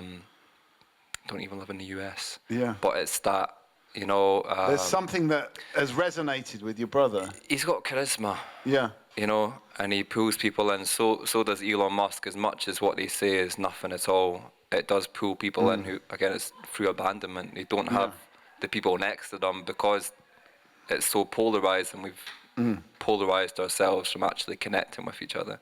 So I think it starts with locality, personally. Yeah. Write a letter to your neighbour. Yeah, so don't go to Donald Trump, go to... Nah, that's not going to do anything. Next door. Okay, yeah. Elliot? I totally agree with that, and that's actually what I was going to say kind of in response to what Reece was saying. You were saying like, there's kind of no point in trying to speak to Elon Musk because he's already like embedded in this system. And like the truth is, even if they know maybe potentially what they're doing is bad, or like, maybe they believe that what they're doing is good, because like most people want to believe they're good. But at the end of the day, they're profiting so much from these systems. It would be so difficult to like de-radicalize them, because what de-radicalizing is that to do? This is great for them. They're doing freaking great, you know? But actually what their power is the fact that people listen to them. So the people that we need to like de-radicalize are the people who are among us, like our neighbors and stuff like that, people who we can actually speak to and who are being sold these lies that these people have their best interests at heart, even though they really don't. Like at the end of the day, they're just interested in enriching themselves. Yeah. I mean, why is it so seductive? I mean, maybe I can ask this question to you, Kay, with your brother, or I don't know, maybe you know people that have got different views that maybe you don't agree with. What is the seductiveness or the kind of, why does that make sense for those people and why does it not make sense for us? And are they having the same conversation about us going, is Elon Musk right now phoning on the phone to Donald Trump going, these people, they just don't get me, I don't know. Yeah. I think it's a combination of so many things, as like everything is. So like, if we were to look at people who like Trump, obviously there's like so many subsections of that, because like men, I can understand why he's wealthy, like he gets women, and all that. Like white people, he's obviously a white supremacist. Just basically say on the table. But also when you look at things like women and like people of color who voted for him and women who voted for him, I think there's something ingrained in them. Like for women, it might be internalized misogyny, or maybe they're like really religious. And like people of color, I think they look at things where he stands on like homosexuality, trans people, and even religion and wealth as well. I think every demographic has something within them that's... So it's almost like if Donald Trump says enough offensive stuff, there's one little thing that someone will pick that sort of makes sense to them. Yeah, I think that's what it is. And, like, when... it's baffling. It's baffling, but it's just people, they think very selfishly, I think, and they think that he's... for me because he's doing this one thing, and you kind of forget about the other people who are impacting that, even like your own. So it's difficult in that sense. It's a strange phenomenon. Go on, Kay, because your brother is it's not just my brother, some insight on so many people's brothers. I'll give an anecdote of I'm Scottish. Growing up in Scotland, are you gonna? Yeah. Nice. Yeah. I don't know if people know about sectarianism. Yeah. Maybe say a little bit about it. Between Catholicism and Protestant. Yeah. Yeah. And that's happening in Scotland? Well, it's not just Scotland. I think it's Ireland, and then it came into Scotland, right? Yeah. But it's embedded in the culture through football. Yeah. Football is like, it's community space in Scotland. I mean, England in general, especially for men, it's where you can go to sing and not think it's, too feminine. Yeah. You can cry at it. It's a space for people to actually express their emotions as much as it might go into a side where it's complete like anger and you say some of the worst things you hear is at a football game. Because that's like their only safe space to go. They get drunk. It's not regulated emotion. Yeah, it's totally out there. You can be anywhere. You can be happy. You can be sad. You can be angry. You can be, I don't know what. People, give me some more emotions. But anyway, that kind of thing. Yes, come and join us. Yeah. Yeah. Okay. And the point is, I asked my friends who is a Rangers fan, who are Protestant, Celtic are the Catholics. So it's kind of like this polarizing entity that's in the country. That's the majority, the biggest two teams. Rangers are the team of empire. They wave the British flag. They wave the Israel flag as well, just to because Celtic support Palestine. So it is this whole Celtic are Irish, Scottish, for the people. Rangers are for the union and the state. I was talking to my closest friend from growing up and his mate from the RAF. They were in London for a couple of days, and I was telling him, you're singing these songs. They sing songs about being up to their knees in Fenian bloods, which is like Irish people, Fenians. My mate's family are Irish, and I told him, you're singing us about your own family, and he said he never thought of it like that. He just wanted to feel like he was part of something. And as soon as I said that, he was like, they just want to sing songs and feel connected. So the whole thing about abandoning people, that's where it starts. Yeah. You know? So it's somehow there's that connectivity, there's a connection. You might not even agree with the sentiment behind it or the history, but that real life connection and this kind of emotional rawness, which I think you described very well, kind of trumps all of that, so to speak.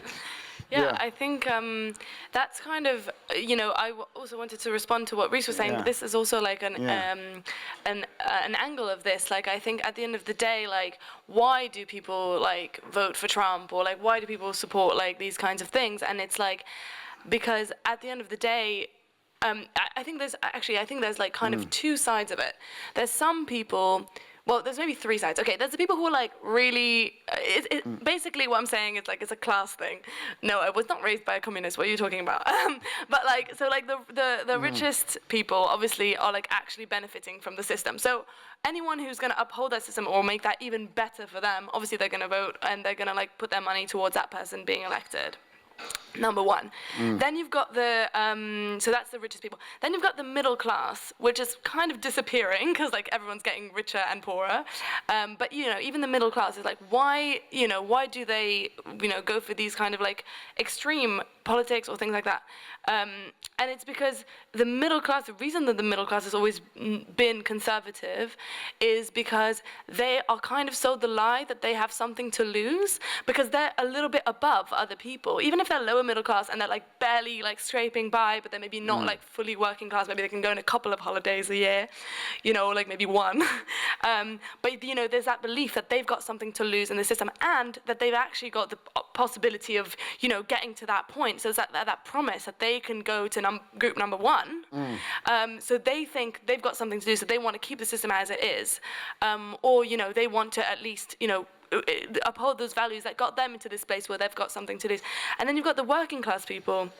And like now, I think for working class people everywhere, like in the US, in the UK, like everywhere, I mean, at least in the Western world, I'm looking at this from a Western perspective. People are, I can see it every day, like in the UK, like people are struggling so much and they have so much anger. And the truth is there's like such a lack of kind of, will to change things, even on the kind of left side of politics, for example. Like if we look at politics, left-wing politics in the UK or in the US, if we're looking at specifically these countries, it's really lackluster. It's like very much centre, it's very much almost conservative or even fully conservative.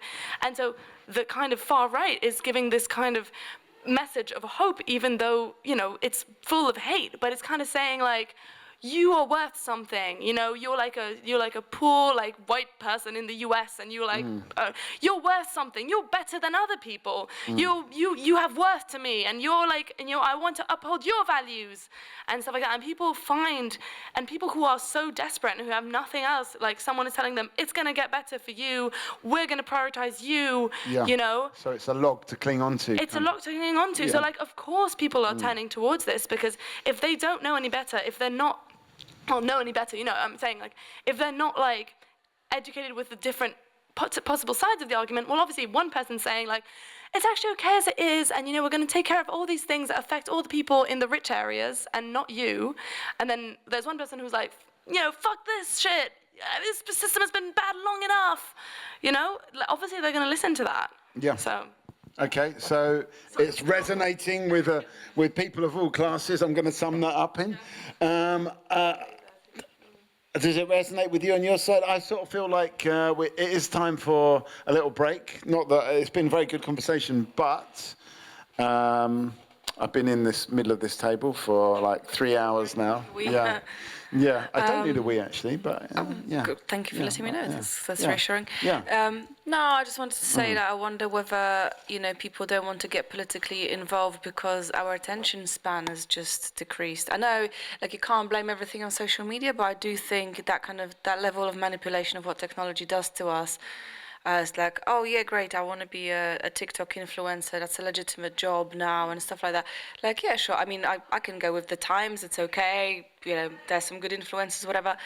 But I do think that essentially keeps us on social media, and the real repercussions of that are that our attention span and our kind of dopamine hit can come from other places, not necessarily bringing about, banding together and bringing about a big change. Whether that's a phenomenon of right now, I don't know. Whether people have always had this despondence, I don't know. A long attention span in order to create change? I mean, people I think I've said that before, big leaders, whether we consider them good or bad, but they really have got they take the long view of the history and where the society's headed. They can afford to do that.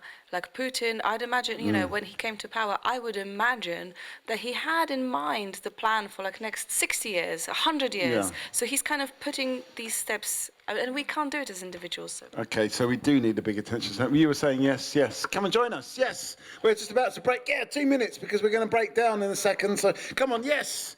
Come through. Right now we're talking about why is it that people like Donald Trump and Elon Musk sort of resonate, and we've heard lots of different, we heard a class explanation from Elio, we heard this kind of belonging, this kind of manosphere. It's a new word I've learned today. Have you heard of the manosphere? You have heard, but anyway, this kind of manosphere explanation of being together, togetherness. We've heard of the attention span kind of thing. We are kind of trying to sort of move it towards final thoughts, but I will get a final thought from you as well. But Kale, you were going to say this thing about, we're talking about attention span at the moment and social media, and in a way it benefits the kind of, the short-sightedness, quick thing. You can't form a long historical view in a TikTok. Okay, here's the ironic thing. I've seen this in a TikTok. You have seen it in a TikTok. I've seen it, but not. Yeah. I know.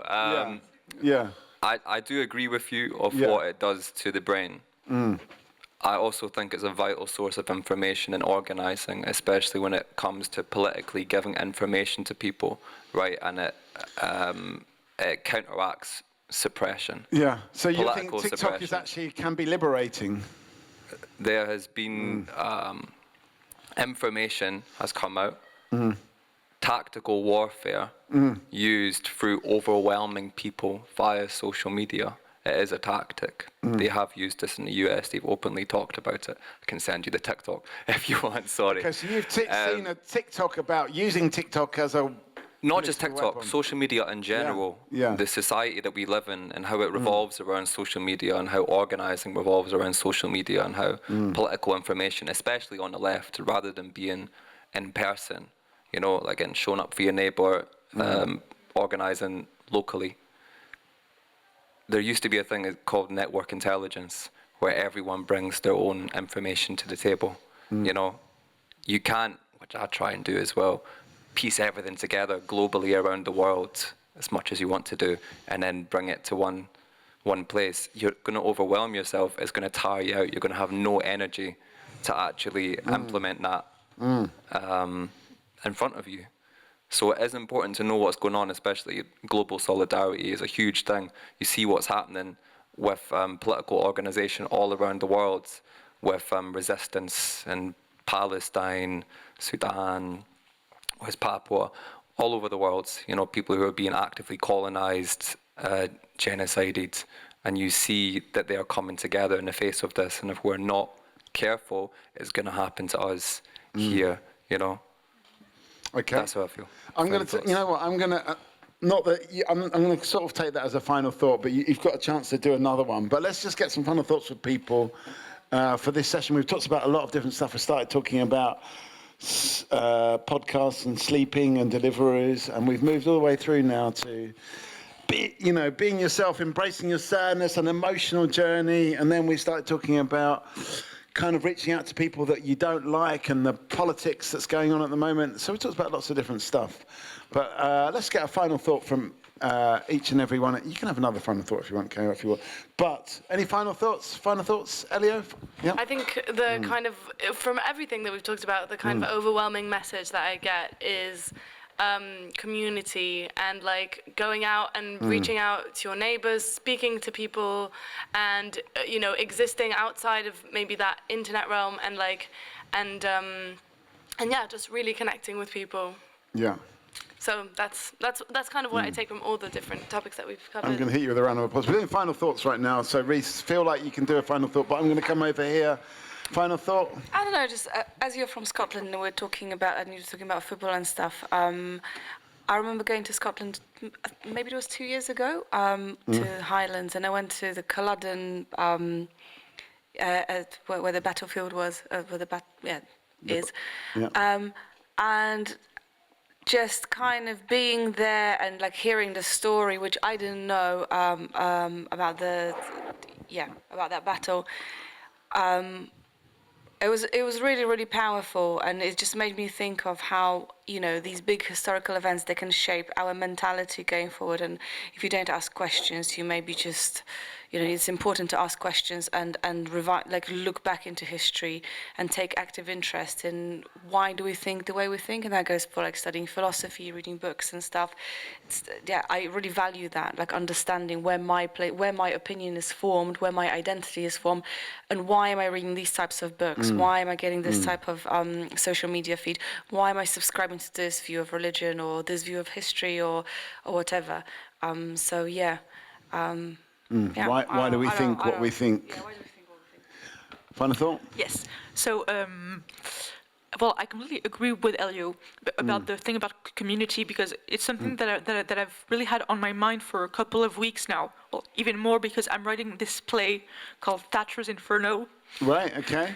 Which is basically just a little quick summary for the context. It's this play where Thatcher goes through the 9 levels of hell that are like specifically like designed for her. Right.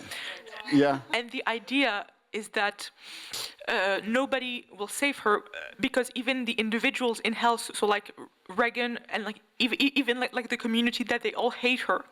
And like what I'm taking from this is that a community can do a lot. Yeah. A community can really, really, really do a lot, and that we need those moments around a table where we talk and where we exchange, because that's just vital. Okay. And I agree. Do you think Margaret Thatcher would have changed if she'd had the chance to go around the Talkaoke table? Or do you think she has kind of died in the war? I don't know. I don't know, but actually a very good idea of a level of hell for her is to put her in the Talkaoke table. Whoa. I was meant to press that button, but maybe it works for Margaret Thatcher. Right, give us a final thought.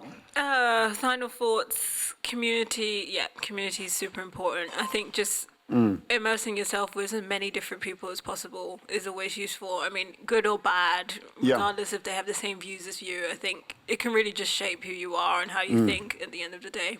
Okay, so actually the community shapes who we actually even are.